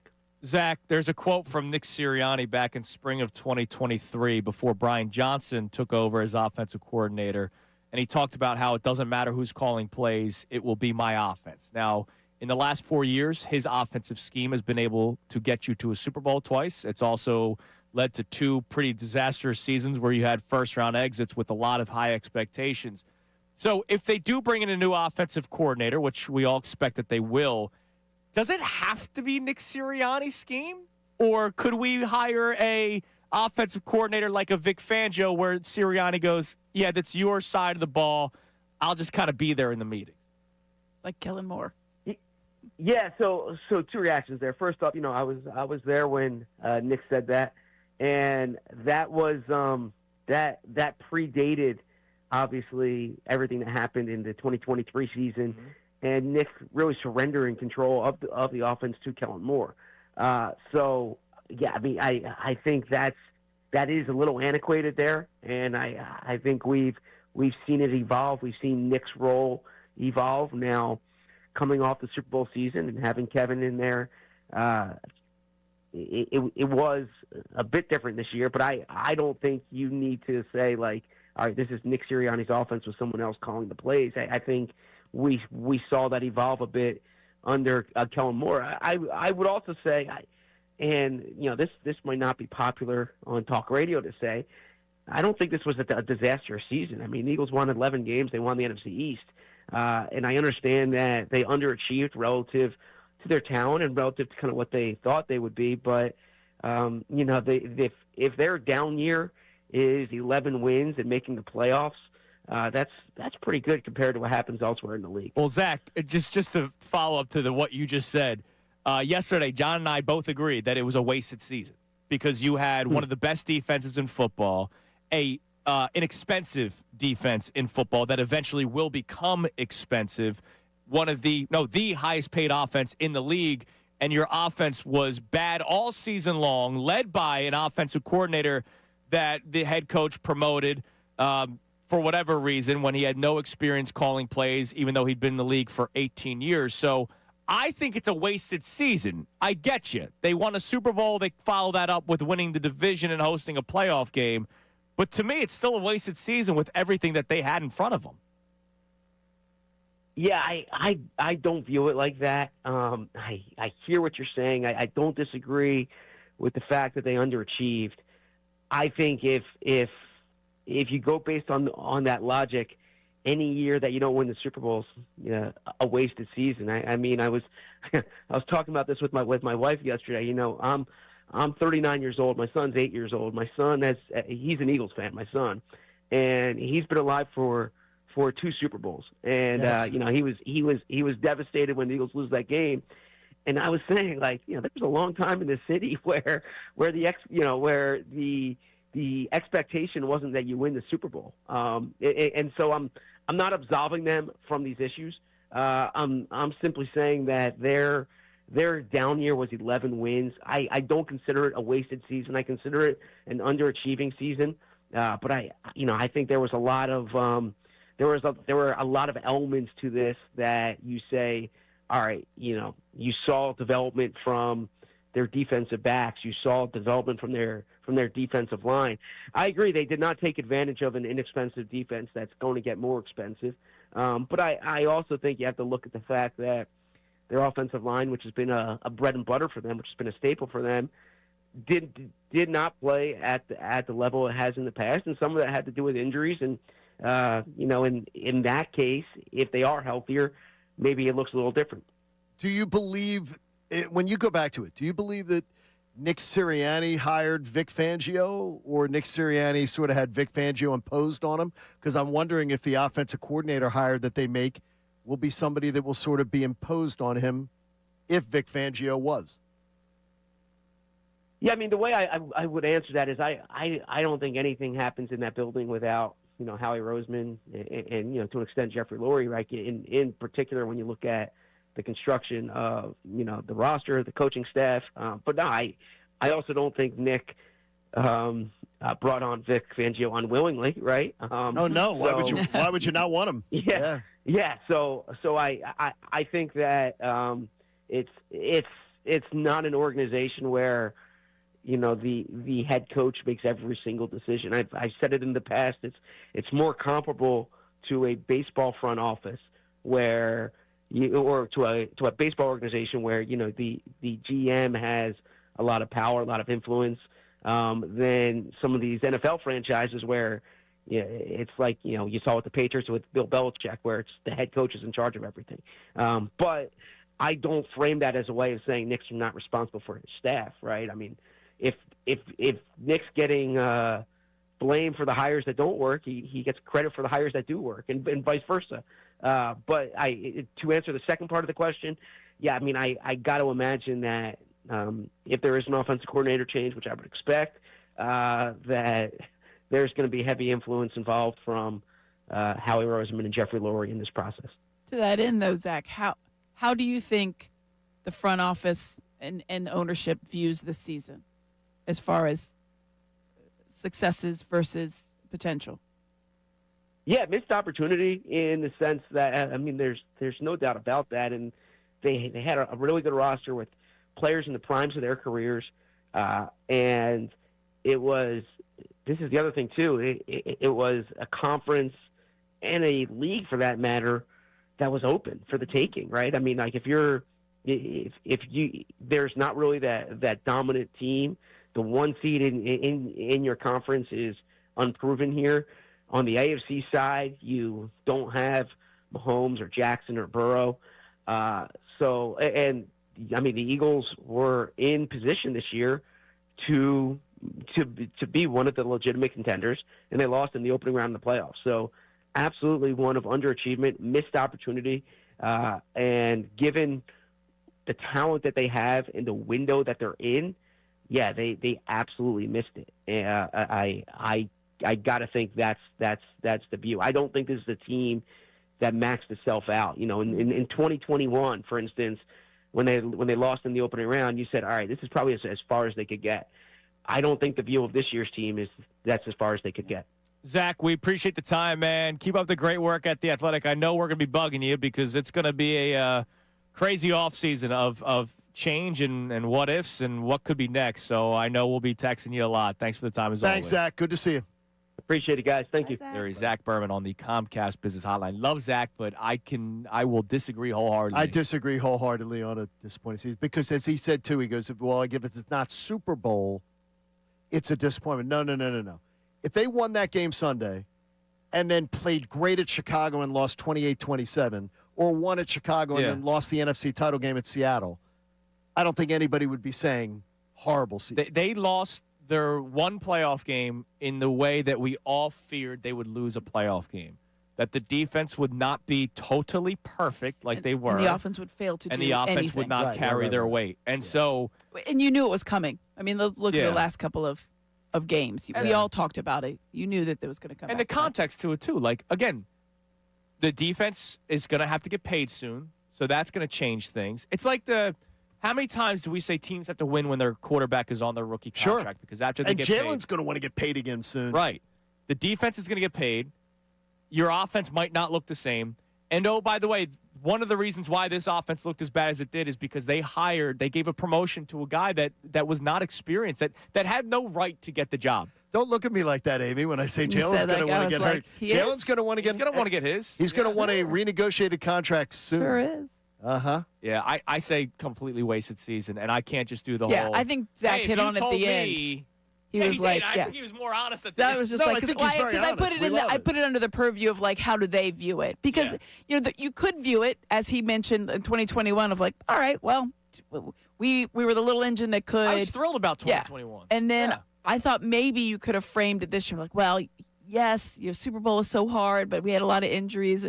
I think that he said it was like you missed a window. You had a window, not just with your team and guys in their prime, but the way that the point that hit home for me, the way that we're all watching the playoffs, there's no team that you're like, oh my God, they're going to roll straight through and they're going to steamroll and you'll see them immediately.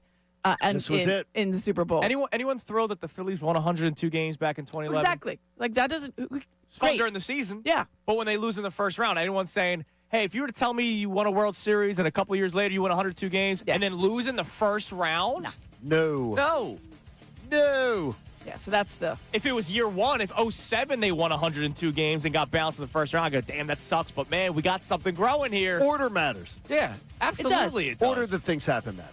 All right, coming up next, we have a take logic out of it conversation today, Amy, which is very hard to do on this show. We will ask you regarding Nick Sirianni. Also, Jordan Mailata said something yesterday that I want to know if other people actually feel this. Hear that next as well. It's Kincade and Salciunas. Amy with us for the remainder of the show today. New shift for Amy. 2 hours on Tuesdays, 2 hours on Fridays here on 97.5 The Fanatic. Now on 97.5 The Fanatic Sports Update. Still an eye on the OC. I'm Connor Thomas, and the Eagles' offseason got started yesterday with locker room clean out, and it's tough to reconcile with the idea that the season is actually over. Players and coaches have been struggling with that over the past 24 hours, and they're also trying to figure out what the next point of news for the Eagles will be. We had no update on the status of Kevin Patullo's job as offensive coordinator yesterday, but we did hear from some high-profile players on that topic, including quarterback Jalen Hurts, who didn't exactly give the most ringing endorsement. Do you want him to come back as the offensive coordinator? It's too soon to think about that. And like I said, I put my trust in Howie, Nick, and Mr. Leary. We'll keep you updated on everything we hear about potential offseason changes for the Birds as the week progresses. Speaking of big potential news with no major updates, the Phillies meeting with free agent Bo Bichette came and went yesterday. No major news reported. John Heyman putting out this morning that the meeting went very well for what it's worth, but no contract news on that. We'll keep you updated on the latest news on that front as well. Sixers beat the Raptors 115-102 last night. Flyers lost to the Lightning 5-1. Both those teams are off till Wednesday night, so an off night here in Philly Sports. Amy Fadul still with the guys for the remainder of the show. This update is brought to you by NJM Insurance. No jingles or mascots, just great insurance. Insurance underwritten by NJM Insurance Company and its subsidiaries. I'm Connor Thomas for the home of the Sixers, Flyers, and the best Birds coverage, 97.5 The Fanatic and 97.5thefanatic.com.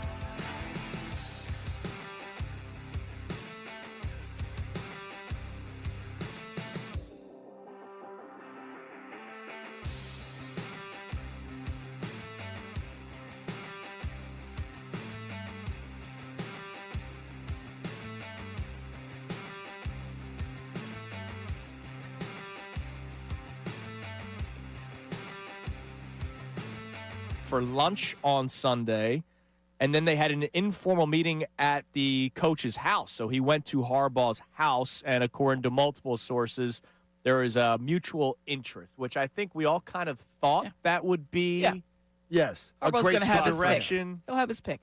Miami's a good spot, though, too, for him. His brother, really, really close friends, is really, really close friends with the owner of the Dolphins through a Michigan tie. The roster doesn't fit like a I don't think it fits. Harbaugh type of vibe to me. No. Giants, though? Yeah. Giants, though, sort of fits. I would hate, I I would give that hate one him more. in this division. I would, Yeah. I don't would want him in the very division. much hate him in this division. I don't want him in there. So that's going to suck. All right, Amy, our topic today. I can't wait to ask Bill Colarulo said question as well, because Bill's going to be joining us at 9:05. Bill, I saw Bill yesterday with a box of tissues. When Does he walked sing in. the song like in a sad way now? Oh, he might. Sirianni love. You know what No, I he mean? was Like singing you sing it like a so it's like a ballad. No, he was singing the I will Yeah. remember. What's the meme of Wolverine with the picture? That's yeah. Bill in his bed looking at a photo of Nick, knowing we won't see him for a while.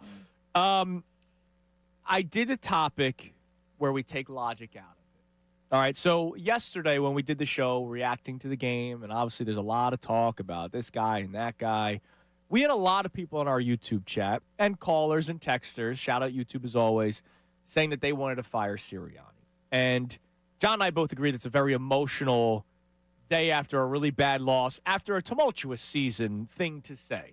So, logically, I don't think it would be the best thing to move on from Nick Sirianni, because the guy just won a Super Bowl last year. He is one of the most successful coaches to start a He's always career. been in the playoffs. He's always been in the playoffs. Your down year was this year or whatever. So logically, I don't think it's the best thing. So today I wanted to do a take logic out, which is hard for us because this is a show where we don't just say things, right? Like, I know there is a stigma about Philadelphia sports talk show hosts. Yeah, that we just say things to get reaction, because there are people in the city that do that. We don't.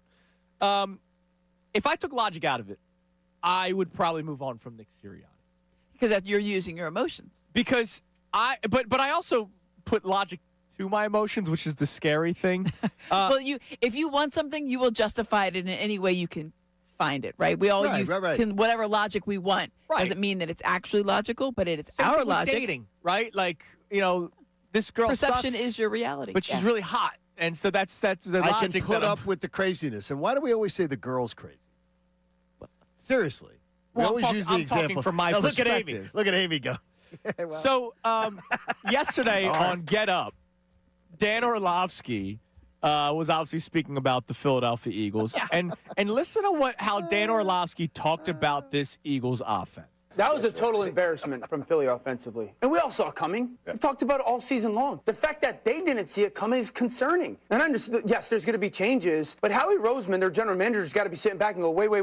This is a roster that I put together that should no question have contended for another Super Bowl. And I understand, like, everyone took their turn yesterday not making some plays. AJ didn't make a play on any ball down the field. Devontae has the drop late. The offensive line got beat on a consistent basis. And Woody's point, the regression, that's probably the thing that is the most concerning element. This offensive line never regresses in Philly. Ever. None of their guys played at a good level this year. You've watched Jalen Hurts be a guy that will not throw the ball at the middle field. I mean, every single ball that he throws and completes is 8 yards to the sideline. And the thing that has to be the greatest concern is we have talked about all of these issues for literally every single week this year. Every single week. If we're all seeing it and we're not getting paid to see it at that level, how come not only their offensive staff didn't see it and or adjust, but the head coach didn't see it and or adjust? That's got to be something that And the head coach has that knowledge too. I mean, that's why they gotta hired be him. talked about as well. That we all saw this embarrassing performance coming, and it still happened, and it was allowed to happen. Now, listen to that, though, from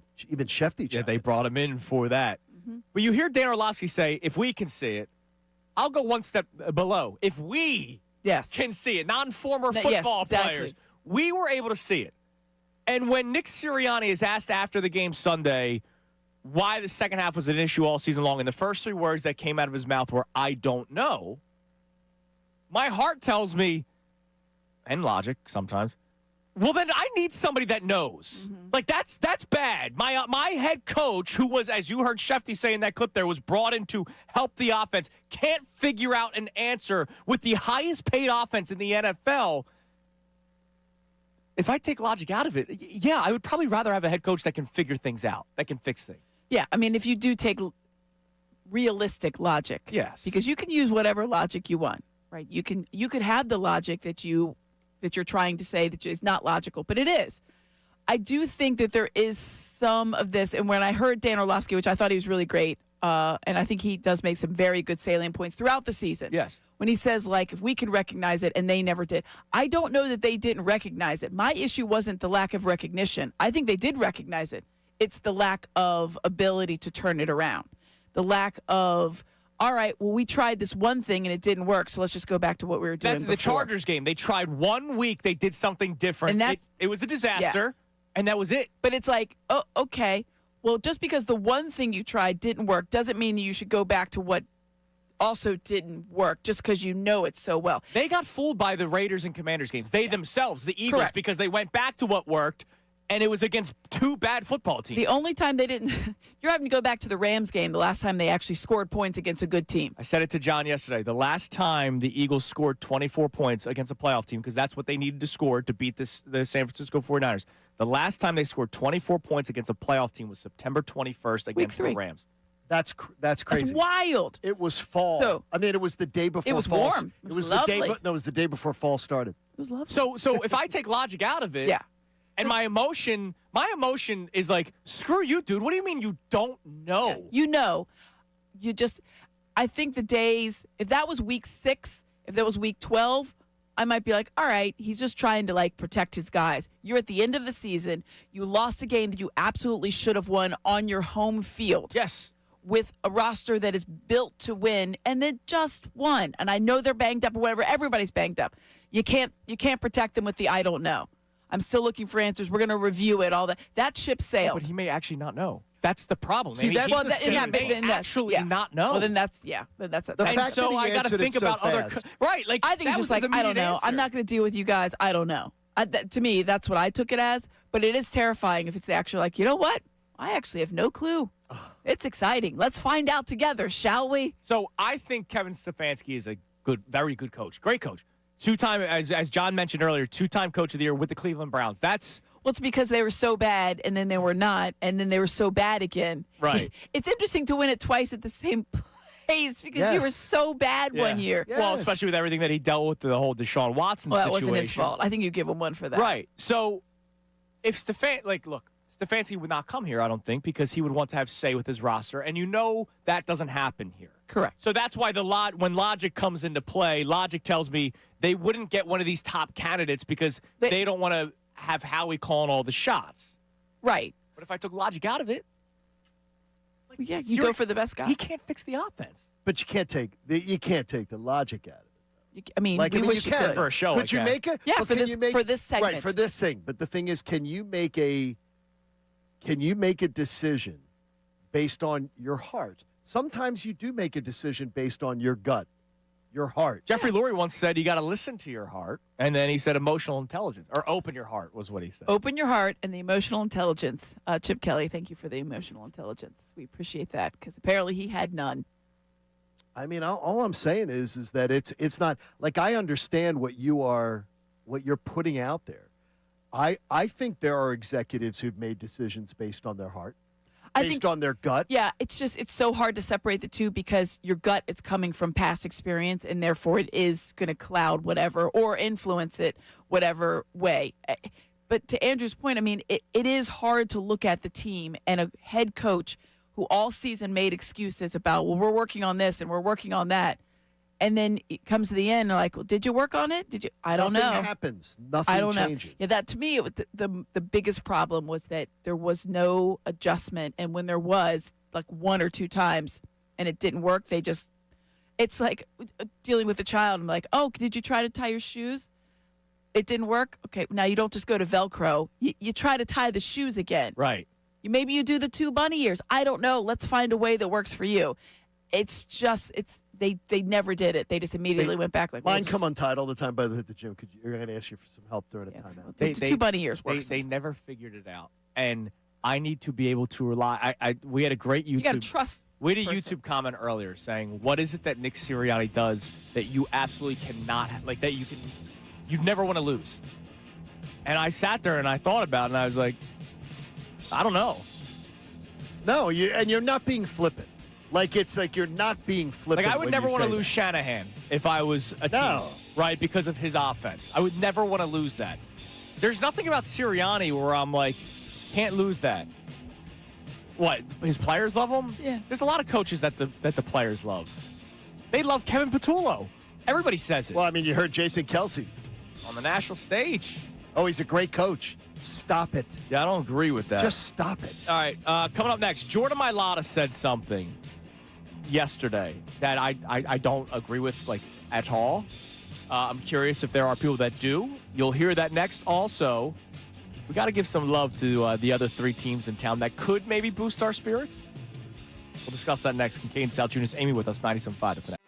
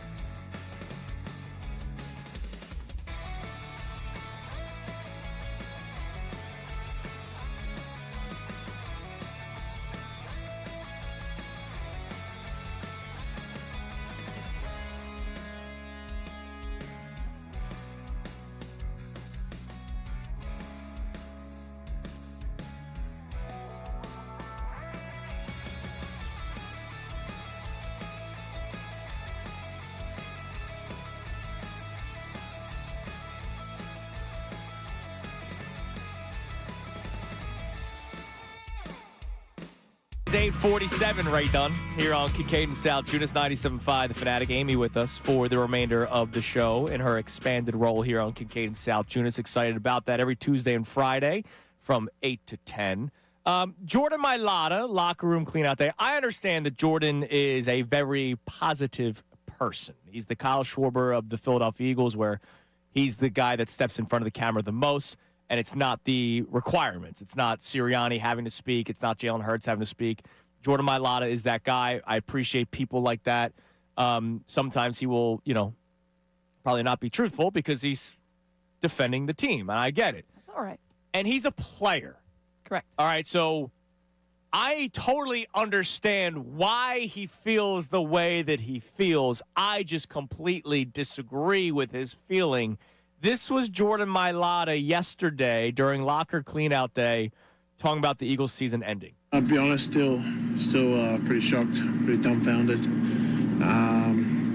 Just really taken aback at that game. Really thought we were going down to win it, that final drive, and had all the belief in the world. And I thought we were executing up front and providing all the chances in the world to get that touchdown. And we just fell short in the end there. And it's hard to believe that.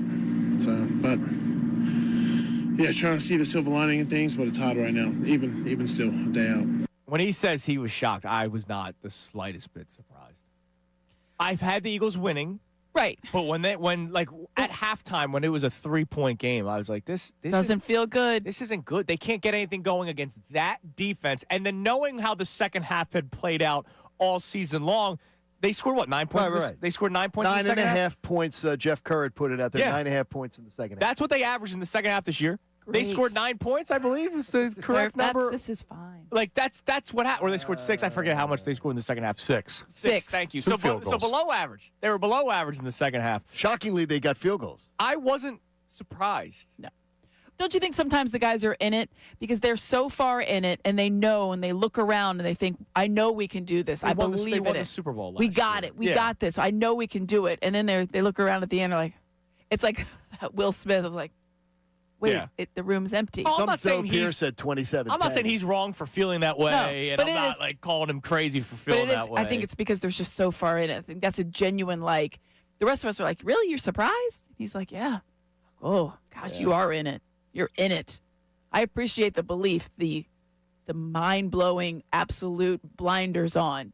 That's great. You're locked in. It's the second time we'll use the relationship analogy. Like, there are times where people are in a relationship, they think it's great, and everybody on the outside is like, dude, this is not a run good, for the hills. This isn't good. Or and then girl. Run for the hills. And then when they break up, that's usually the case. Then when they break up, honest, they realize what was wrong. Yeah, red flags. And then the friends were like, yeah, we told you. We told you. We told you. You just didn't want to believe it because you were in love. And yeah.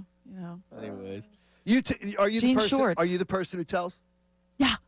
I'm the person who tells. I'm the person who tells all the time. I am the person who tells. tells. So if I'm talking to you as my friends or family, he's not. I'm not. If I'm talking to you, my friends and family know it's not good. There have been girlfriends that I have not liked like my friends' girlfriends. And like you don't say anything. I can't. I shouldn't say.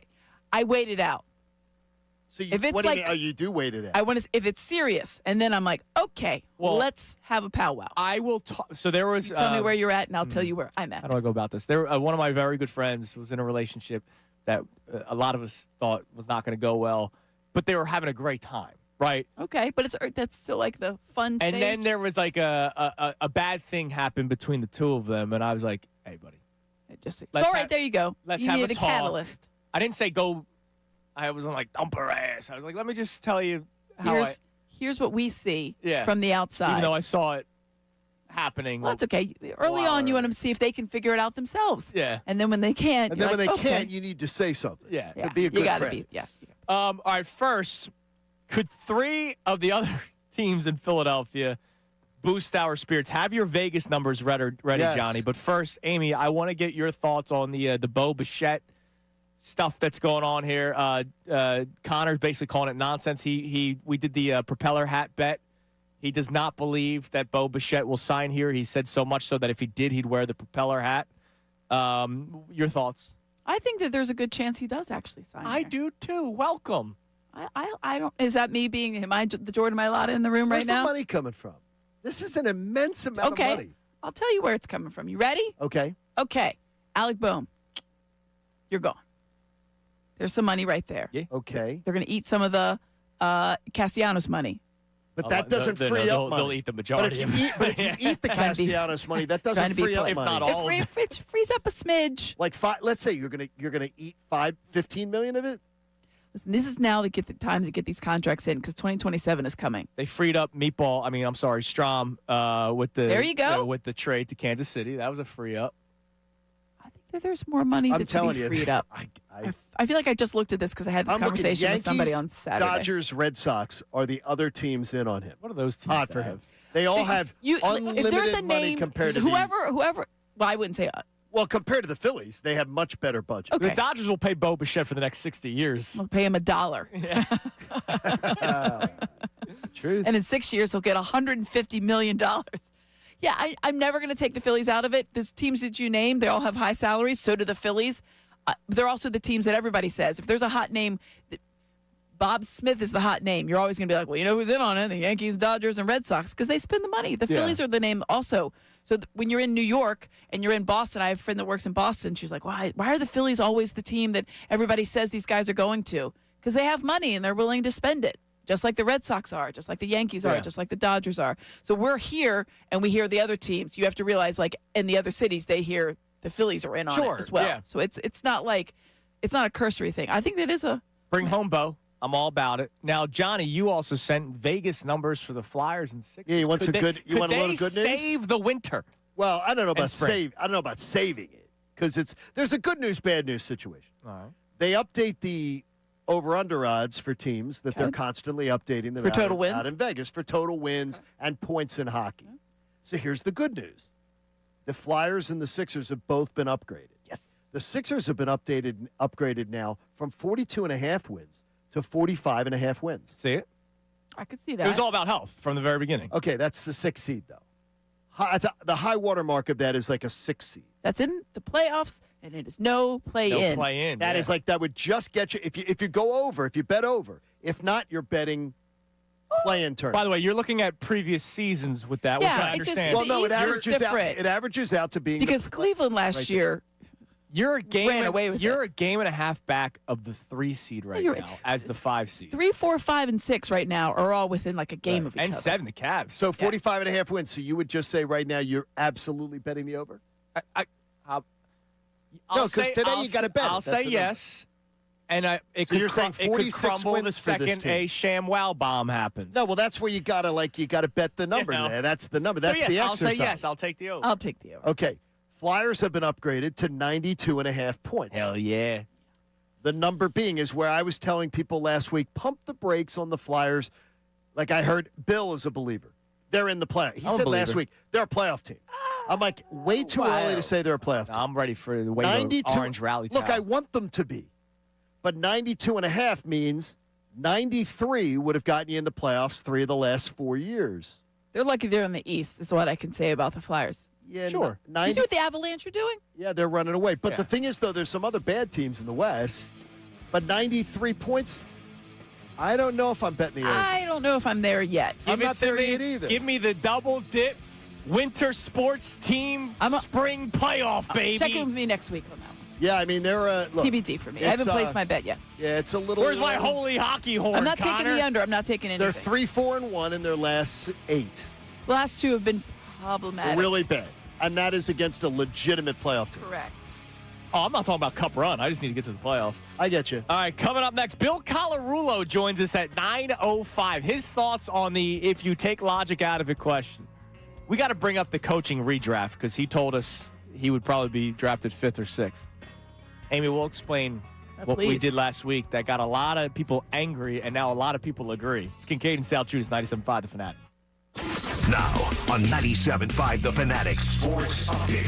Players taking blame. I'm Connor Thomas. The Eagles offseason got going yesterday. Locker room clean-out day after the loss to the Niners. Coaches, players dealing with the end of the season.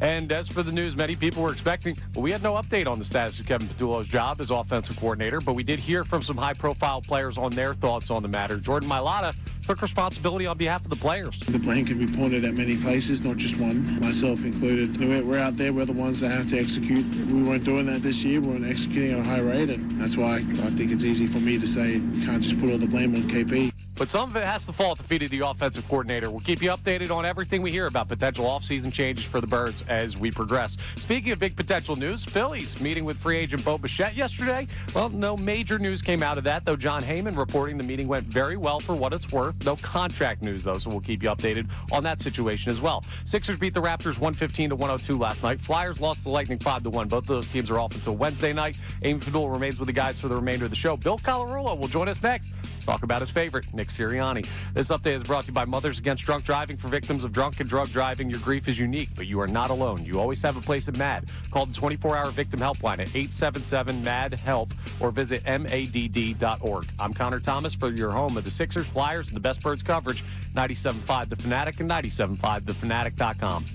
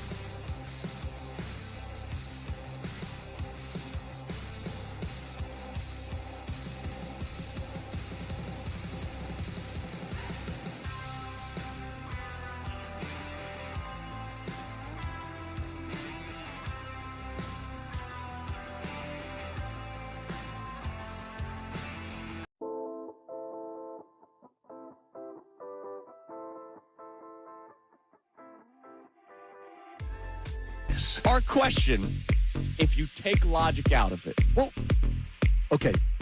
That premise right there, though, is just where it gets crazy. If you take logic out of it. We're going to live in make-believe land today, John. I know that's hard for you. It is. We're going to live in make-believe land. Okay. If you could just, pick him up, Nick Sirianni, and drop him over here, and then you go, all right, let me see what's in the other bag. If I could, again, logic out the window, I would probably prefer an offensive-minded head coach that's also calling the plays, because when there's issues, I know who to point the finger Okay, here's where I got to get it, though. So, when you say this, is this what you would want? You know logically it's not happening. Yeah, no, I know. So we're setting that. You know logically it's not happening. But is this what you would want? I've always kind of felt that way, yeah, sure. So today, you would want this? Yeah, if you were to tell me right now. Today. We get news. There's only one way that this is happening, that it would ever happen. And that's if he's like, I need Kevin Petula. And that is if Nick Sirianni said, it's Kevin Petula or me. And they would not hesitate 2 seconds to say, okay, bye, Nick. We'll get a new coach. Now back to the show. All right. So next time we'll have more music trailing out after that. That's what we've been talking about today. If you could take logic out of it in a make-believe land, would you move on from Nick Sirianni? And again, the reason why we say take logic out of it, because Kevin Stefanski would probably be the guy that I would want the most.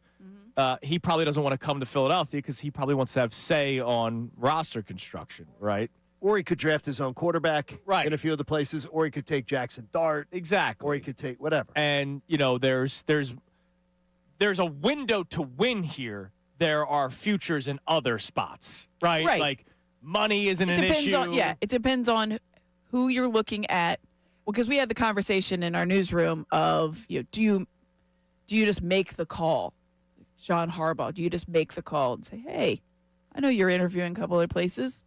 If something came up here, would you? Like, do you make that call? And there was it was pretty much 50-50. Some people were like, absolutely not. You don't even bother. Right. Unless you're committed to firing your head coach.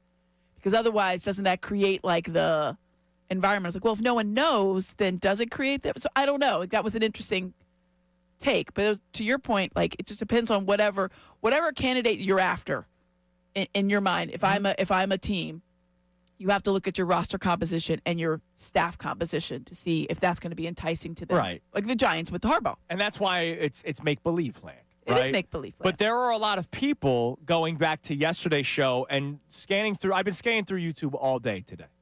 Scanning through YouTube, I mean, a lot of people want to move on from Nick Sirianni for some of the look, I think part of it's emotion, but also the reason of the offense was an issue this year and they could not fix it and he could not fix it. Right. And unless he has a good offensive coordinator, it will not get fixed. That's why it's amazing, Amy. We talked about this yesterday. Year one, I get it, totally different circumstances, but you look at his playoff tenure. First round elimination, Super Bowl appearance. First round elimination, Super Bowl appearance. First round elimination. You know what that means, everyone? And the 2 years they got the 2 years they got to the Super Bowl, they had a great coaching staff. They did. A very good offensive coordinator that was brought in from the outside. Yes. That was clearly a head coach. First time we ever heard from Kellen Moore at those press conferences, you thought, that guy talks like a head coach. Talked like a head coach. Had definitive ideas, tweaked the offense, took what Nick Sirianni had and said, yeah, there's elements of it, but he made it his own. Instead of whatever this was some kind of Frankenstein of Kevin Petula and Nick Sirianni's exact same play calling from 2 years ago. I don't know where it came from. It doesn't matter because it goes in the garbage. All right. Well, we got Bill Colarulo on the line, and I'm really interested to hear his spin on this. From Unfiltered, does a tremendous job hosting the 2 to the 6 show with Ricky Bo. Good to hear Silvana back yesterday from her vacation. Billy, good morning. Hey, what's going on, boys? And Amy, how are you? Hi, Bill. Sorry for your family member's loss with the loss on Sunday. The amount of people who believe that I'm related to Sirianni because of you is insane. Well, it's more because I think of it's your really because content. of you so much. Yeah. You figure there must be cousins. I mean, you did literally have a song. a 12-song record on all Sirianni stuff, but that's okay. So that was less about Nick and more to annoy Mike Missinelli, which worked. It did work. And you did a hell of a job doing that, and that's why you're in the chair you are now. Good Mike job, respected Billy. it too, which is good. So Bill, we have a topic today where we are taking logic out of it. And I understand that's not something that you guys do. It's not something that we do. This isn't a rage bait thing, so don't worry. I don't need you attacking us, Bill. But logic aside, knowing, I forget Howie Roseman and Howie calling the shots, all that kind of stuff. Is there any part of you that's curious, well, how would this team look if we had an offensive head coach? I know Nick Sirianni is, at least he dresses up as one, an offensive head coach that could fix issues, could create an offense, could continue the offense even if losing coordinators. It's his show. There's no question. Like a Shanahan, a McVay, a Reed, a Cohen. Like, there's a lot of head coaches in football that it's their offense. Does that ever cross your mind? Sure. Sure, it crosses your mind on how it could look if you had a consistent offensive-minded head coach. But I talked about this a little bit yesterday. We've seen so many good coordinators get the head coaching job, and they don't pan out as head coaches. It happens all the time around the league. You even mentioned Shanahan. I think Shanahan's a great coach. Never won a Super Bowl. But what we do know is Sirianni, as a CEO, when he has good coordinators, this team has ridiculous amounts of success. In 2022, when you had Gannon and Steichen, you dominated that season, and you were a half away from winning the Super Bowl. Last season, when you had Fangio and Kellen Moore, you dominated that season, won 16 of 17 games on your way to a Super Bowl championship. I like the way they structure this team with Sirianni as the CEO, with competent coordinators, because we've seen that formula works. You don't know if you go out and you hire the next flashy thing that can be an offensive mind. Mike McDaniel is one of those guys. Great OC. He's not a good head coach. So if you bring in a coach like that, it doesn't necessarily mean you're going to have sustained success. Your offense may look better. Doesn't mean you're going to win a lot of games. But, Bill, though, the problem is and I get your premise, and you're totally correct on what you said. There are no lies detected. But both times when Nick Sirianni was allowed to have input on, he does not have an awareness of who to put in charge of an offense. He does not have his belief in Brian Johnson was ridiculous. His belief in Kevin Patullo was even more reckless and absolutely destroyed a season. And he continued to excuse make for him for an entire season. And when he supposedly stepped in, nothing ever got fixed. So what is it he is doing to make situations better when they start to go in the gutter?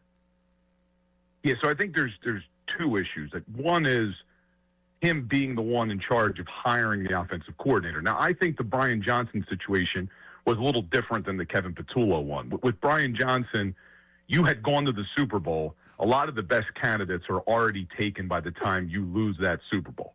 So they thought that the best thing to do was to promote the quarterback coach that had a relationship with Jalen Hurts, and it didn't work out. Now, this one, I think he had say over promoting Kevin Patullo, and clearly it didn't work. We just watched 18 games worth of this offense, and it didn't work. But it doesn't mean that he can't get it right. I think he had a big part in hiring Shane Steichen. Shane Steichen was his guy. They had a relationship back, I think it was with the San Diego Chargers when they were together in San Diego. So he can get it right. But, Howie Roseman's going to have input in it. But I see what you're saying is when things go south, Nick Sirianni can't step in and fix these things. But that's why I think you need to really focus. And I would make the move now for Patullo so that you could start this search, so you could bring in somebody competent. And if the fear is, if they have success, that guy's going to leave for a head coaching job. Well, if it gets us another Super Bowl, I'll sign up for it. But Bill, and you're not wrong. Look, again, this is a logic out the window conversation. But do you hear yourself? Like, they need to have a really good offensive coordinator in order to win. Like, it's almost like here's what I think you're ignoring, and a lot of people are ignoring. Just because you don't call plays doesn't mean you can't be a good head coach. I know that. I'm not ignoring it. But I've said on the show a million times that there are Monday through Saturday is very important as well. It's not just about Sunday when it comes to head coach, and you can't ignore the results that Nick Sirianni has had: regular season wins, playoff wins. That was just his first home playoff loss in his career. I don't ignore that stuff, which is why I said yesterday, logical, Andrew, is not firing Nick Sirianni. But you're talking about all these things that have to almost be perfect for Sirianni in order to succeed. You said it yourself. When things aren't working, he has not been able to say, don't worry, I got this. If it's the defensive side of the ball, I don't blame him. He was brought in as an offensive mind, and he has no real good mind about offenses. Yeah, listen, I understand your point, and there is some truth to it. I just think, and this is where I think I disagree with you and John a little bit, I don't look at this season, though, as being all Kevin Patullo. Like, if you didn't have Kevin Patullo, this team would have dominated, and the offensive line would have miraculously been dominant again, and A.J. Brown's not dropping passes, and Saquon Barkley's going to put up 2,000 yards. I think that was a part of the problem, but I think it was a part of the problem. So I get it. Sirianni could have stepped in. Play calling could have been a little bit better. I agree with you on all of that. But I'm also not sure it fixes some of the other issues that this team had this year. But I think I don't think it was a miraculous fix where it was like, all right, just take Patullo out, insert this person to be named, and boom, this team's winning another Super Bowl. I don't believe that. I think they would have won a playoff game. Maybe. They got outcoached against the Niners. They got outcoached against the Niners. They got outcoached 15 times this year. When it came to the offense, they got outcoached all season. But going to this game against Niners, and I agree with you, I don't think Patullo did a great job. I don't think Sirianni did a great job. But the bottom line was there were some drop passes in that game, and you left the game with 8 minutes to go with the lead, as bad as the offense played. If I would have told you on Friday the Eagles would have the lead with 8 minutes to go in the fourth quarter, the 49ers, without George Kittle, would have to drive 66 yards in Lincoln Financial Field against that defense, you would have said, oh, they win the game. They didn't. Defense didn't I'm sorry that the defense didn't have their 16th perfect game this year. I would have probably asked how many points the Eagles had when you said they were winning by, because to not have a single touchdown in a second half is outlandish. But they did not lose the time of possession battle. So that is the dumbest stat. Or the turnover battle. That's the dumbest They won the turnover battle, too. I mean, I know Nick obsesses over that. over They turned it over 3 times, and they didn't win. It's incredible. Listen, you may hate that, but I have heard Andrew, and I heard you say it in your post-game rant.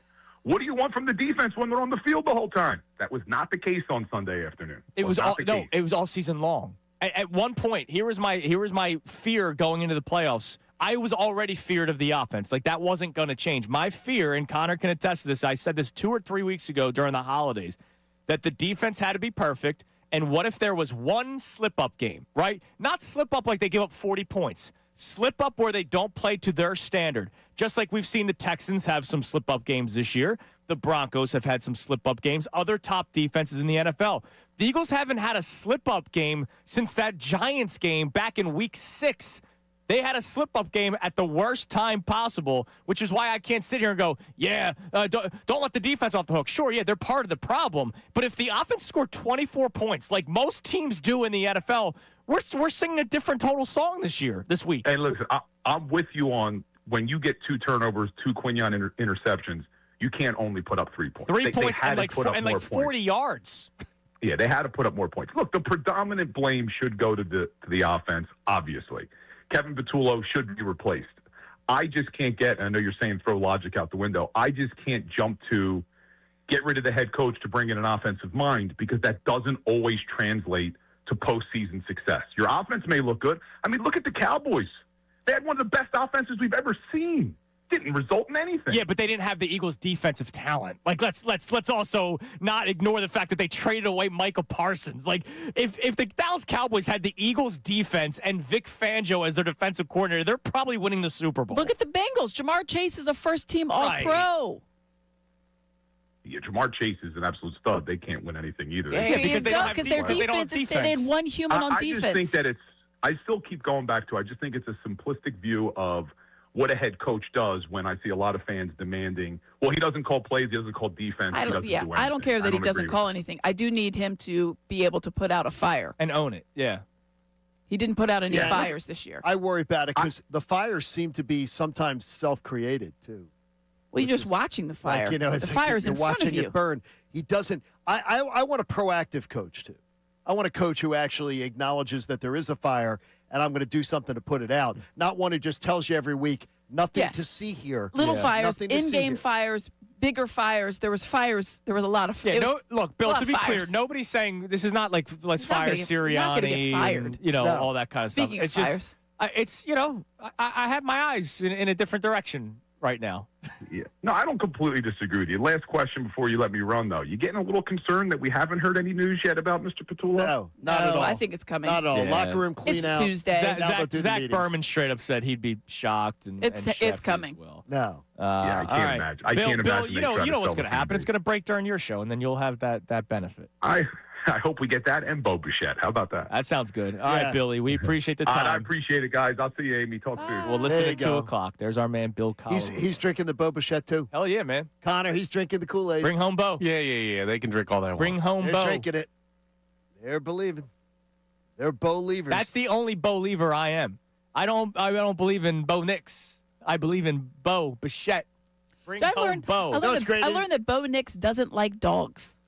He's scared saw of them. that. Yeah, apparently. No, not scared of them. Like won't touch. Quote, they're not my thing. Yeah.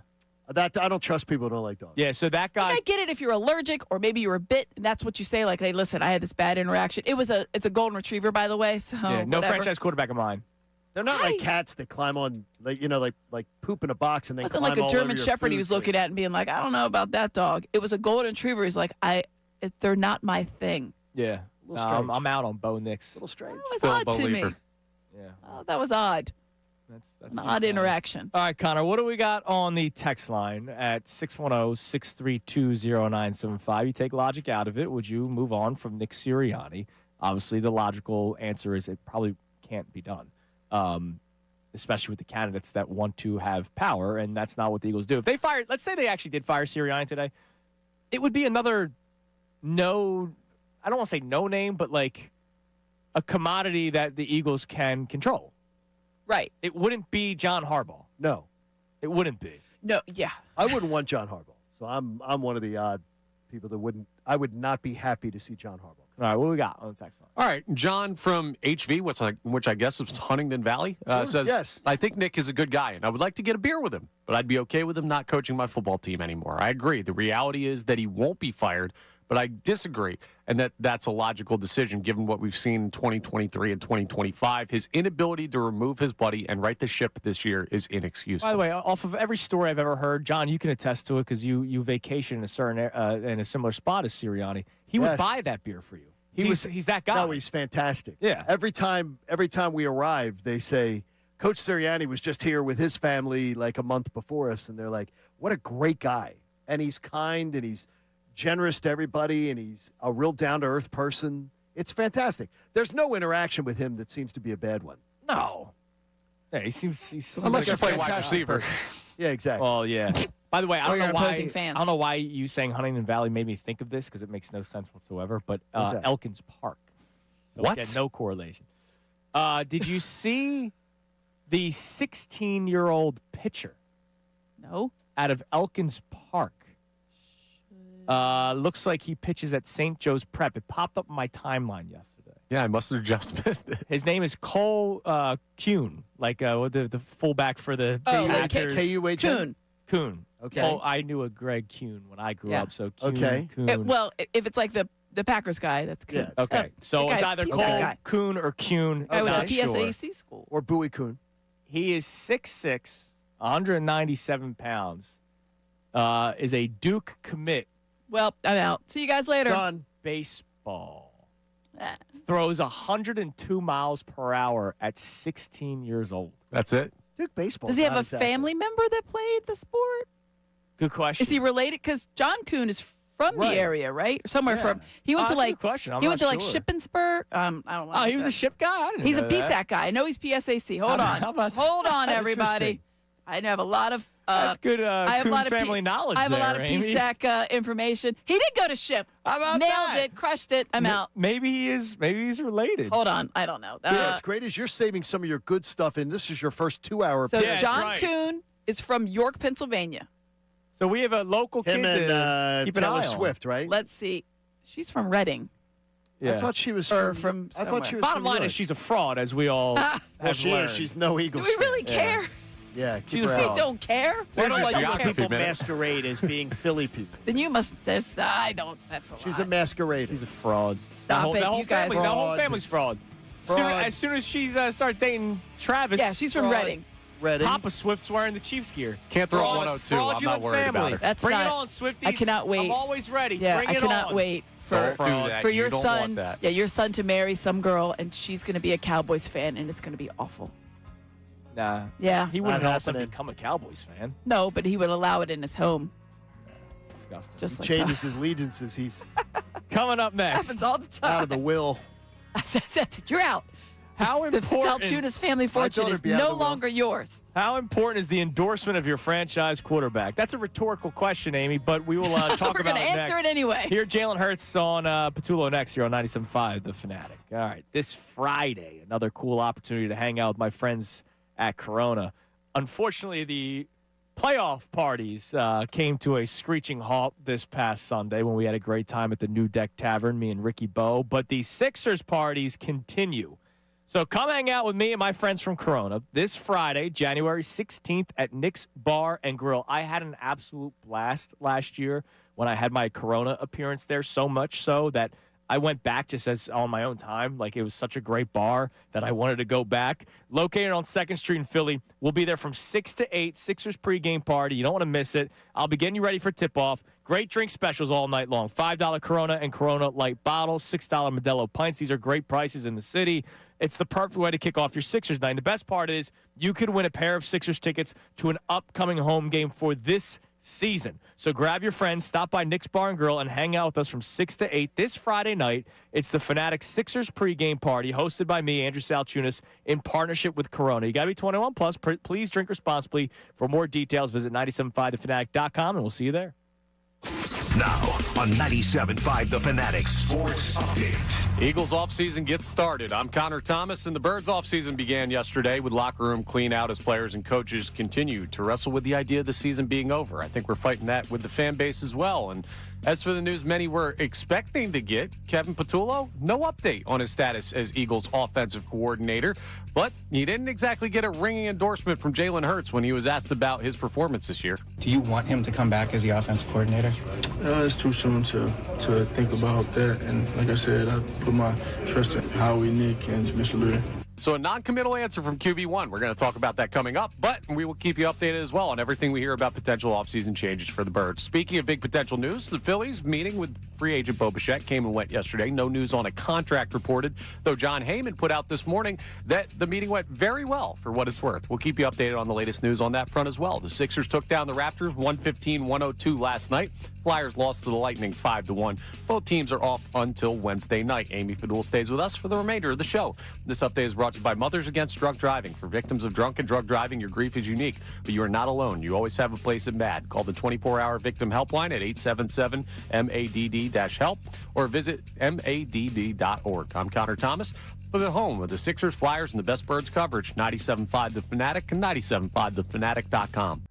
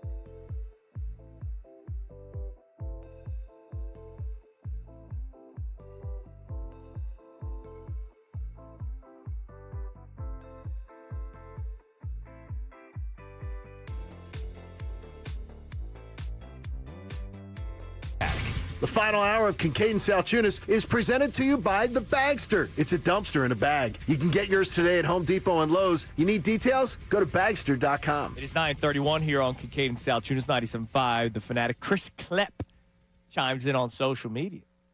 What's up, Chris? He sent you a ESPN bet ticket, now DraftKings, back on July 9th.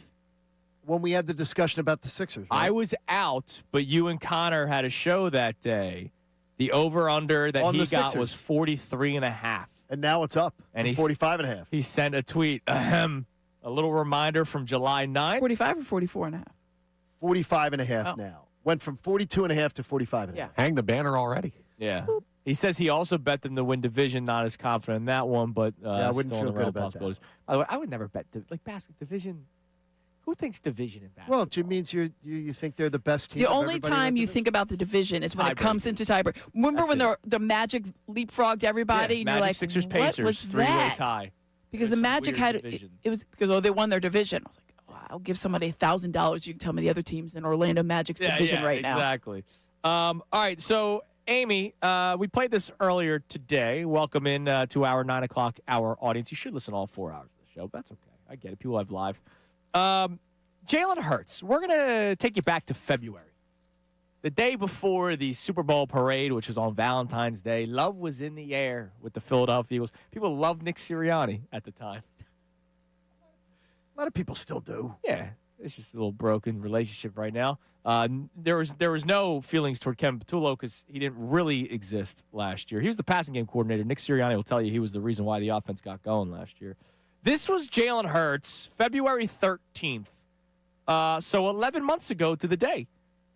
11 months ago to the day when being asked about Kevin Patullo possibly making the jump to offensive coordinator. Kevin Patullo's never been he'd have a different role. So it's hard to compare, that role to this role because his job is going to demand something totally different of him. And I have a lot of confidence in him and what he's shown. However, I know, over the years I've learned that's out of my jurisdiction. And so kind of just taking things as they come and trying to go out there and be the best I can be and just learn and evolve. So that was February 13th. That's incredible. Would you call that a ringing endorsement, Amy? No.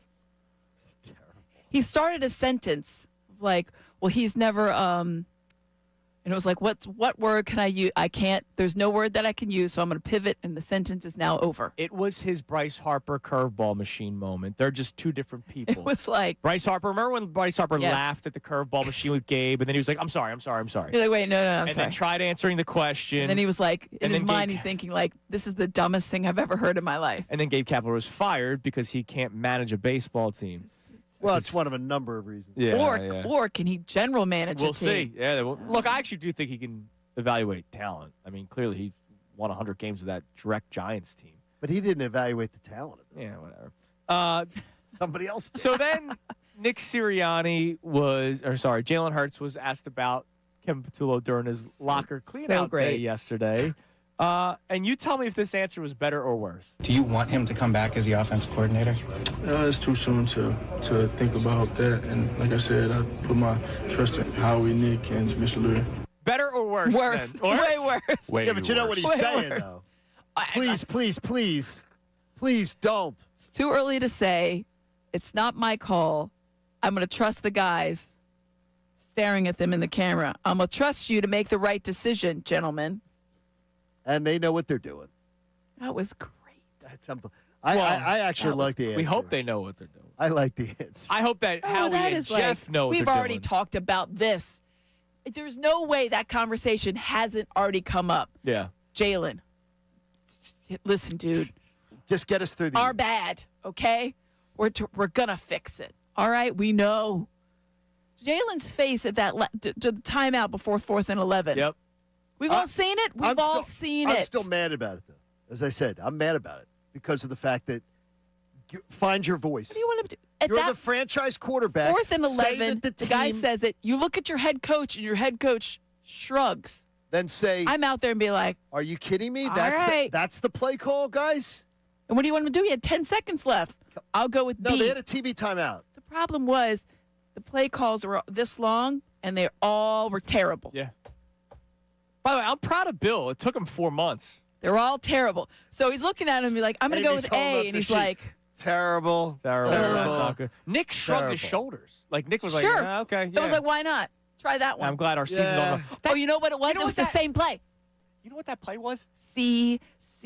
Ray Dunn will get a kick out of this. Ray, I hope you're listening back there. That play was Jake Cave coming up to make the final out. Don't do that. Stop. That's what that was. Don't That do was, all right, quarters defense, 4th and 11, let's go 4 verts. That was Jake Cave. The 4 vertical. That was Jake Cave coming up to bat to close the 2023 watching season. It was like, it's on par. It's the same thing. It's Jake Cave.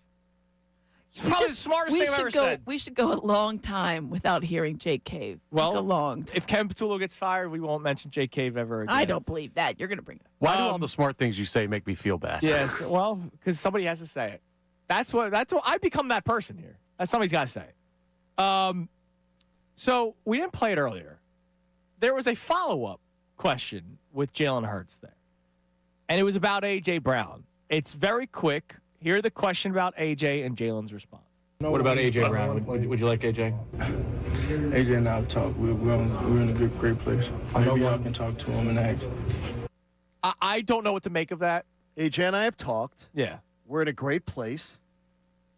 Whatever. Now, AJ walking around the locker room yesterday giving out signed autographed jerseys, I think was a very strange thing.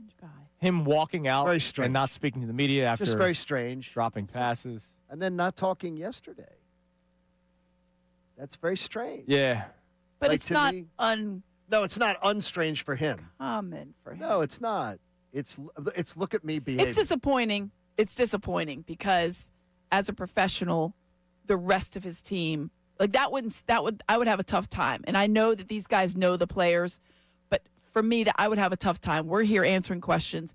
It was a crappy way to end the season. We all had expectations. We're all here. I look over, and I don't see one of my guys with me. That would, and not just one of your guys. He had a C on his jersey. It would.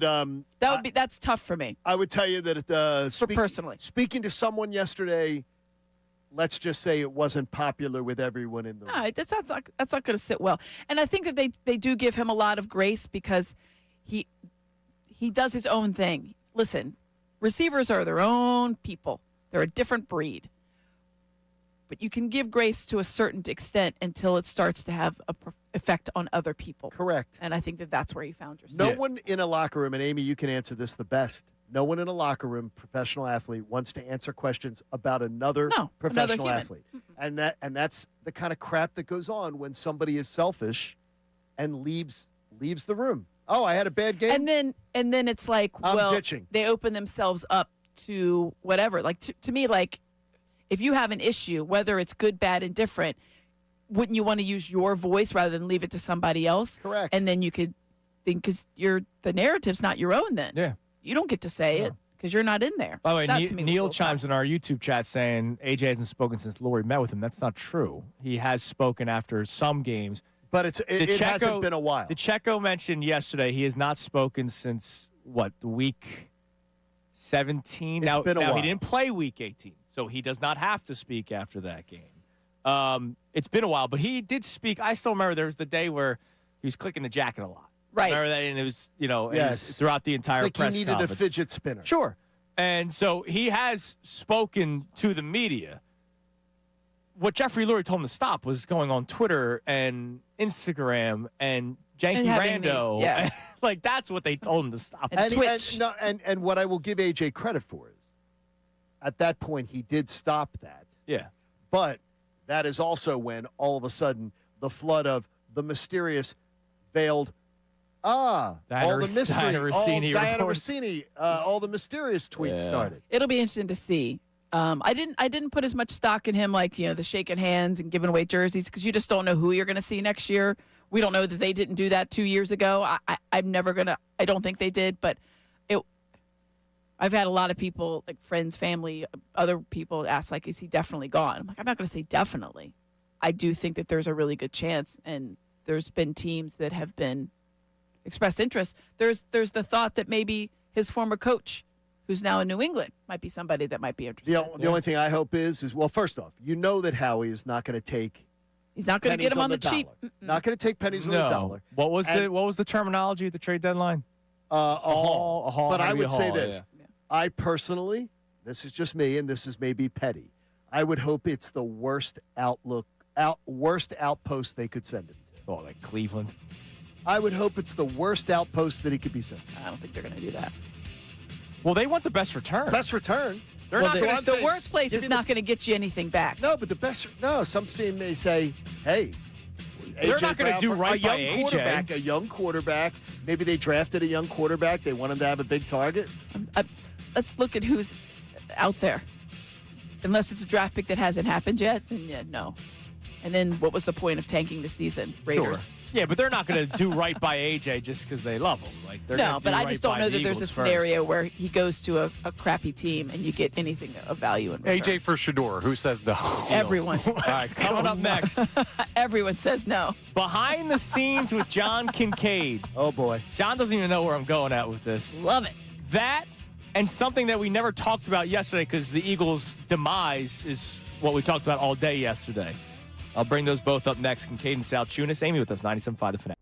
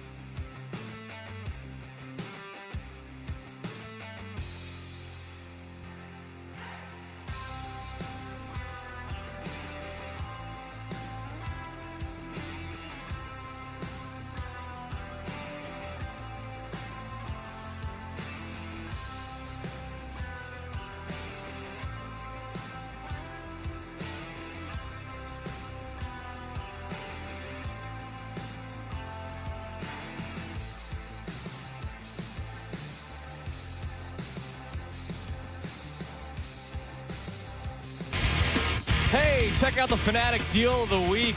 If you want to get your mind off the Philadelphia Eagles, you can go to Camelback Mountain for just $40, Johnny. Open Camelback to close. is great. Open to close lift tickets, $40. That's 12 hours to enjoy 39 trails, fully lit night skiing, and high-speed lifts at the largest ski resort in the Poconos. Get this deal while supplies last at 975thefanatic.com/deals. All right, something that we didn't get into yesterday for obvious reasons because the Eagles season ended yesterday. Justin Herbert continued to put together his playoff performances. He continues to skate, though. Can we, we're done with this, right? Who was ever in it besides Harbaugh? Every year No, not with this one.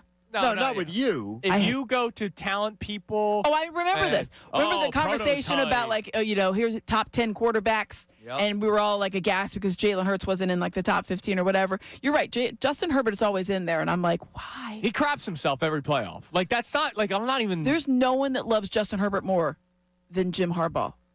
Justin Herbert doesn't love Justin Herbert as much as Jim Harbaugh loves Justin Herbert. So he has now played in 3 playoff games, 0-3, and you can make the case that he is the reason why they've lost. Right? This isn't Josh Allen played really well against Patrick Mahomes, but he lost to the Chiefs, right? Exactly.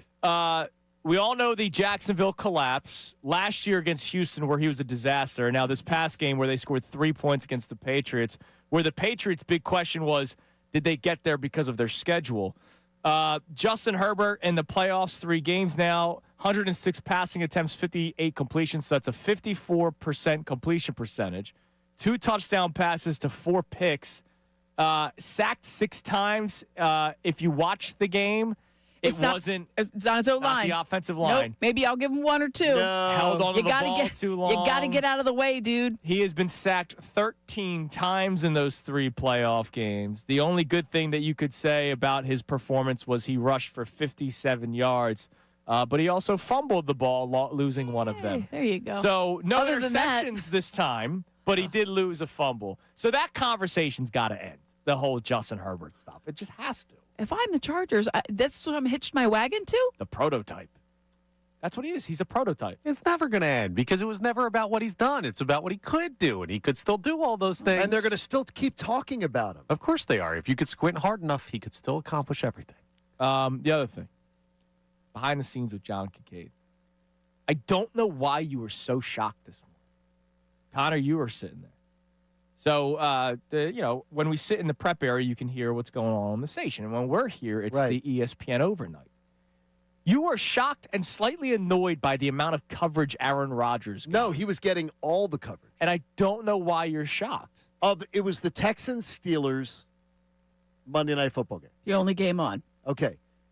The ESPN overnight, they literally did not one story that featured not one segment led with Texans coverage. No one cares about the Texans. That's crazy. Aaron Rodgers talked about every other segment of every other game, because we had the overnights the night before. Hall of Fame quarterback goes out like that. First ballot Hall of Famer. Led with how many times has he gone out? I mean, he's going out. No, we don't. We don't know that he's going out. Well, we don't know. Yeah, because that's the drama, he went out. Because the drama went queen out. won't tell you that he's going out. He went out. He's like, I'm going out again. Do I know if I'm going out? Well, I don't mean going out retirement. I'm like, he went out. He's gone. He had a little magic in the last game of the season, which was arguably one of the best football games. I'm sorry. The last 3 minutes was one of the best football games I've seen. Every other playoff game, the coverage is the playoff team that won. The playoff team that won. Right, because there's angles that were fun. Lead story. Right. Let's look at the Jacksonville Jaguars. That was a great story. Look at Liam Cohen. Everybody was excited about that. So there was fair coverage on that because you thought, here's the future's bright.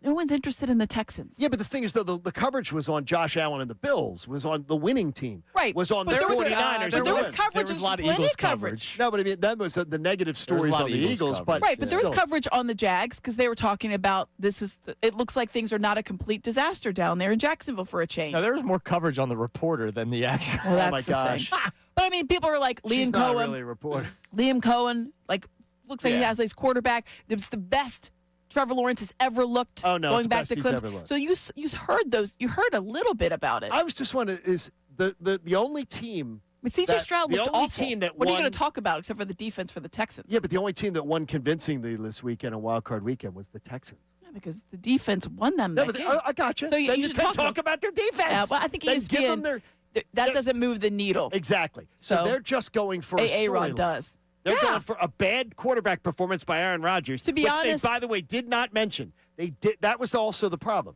They did not mention how bad he looked. They just were talking of throwing bouquets at his career. They didn't mention the fact that he put them in no Did you listen the position whole to time? win. See, we did. This is what It's goes only on an hour at 5 show. o'clock in the morning. It's only an hour show. So I think, like, if I'm listening at 4 o'clock in the morning, just give me the highlights, dude. Yes, that's what I'm saying. And give the Texans the only team that won on Wild Card Weekend convincingly was the Houston Texans. You're in and the their industry.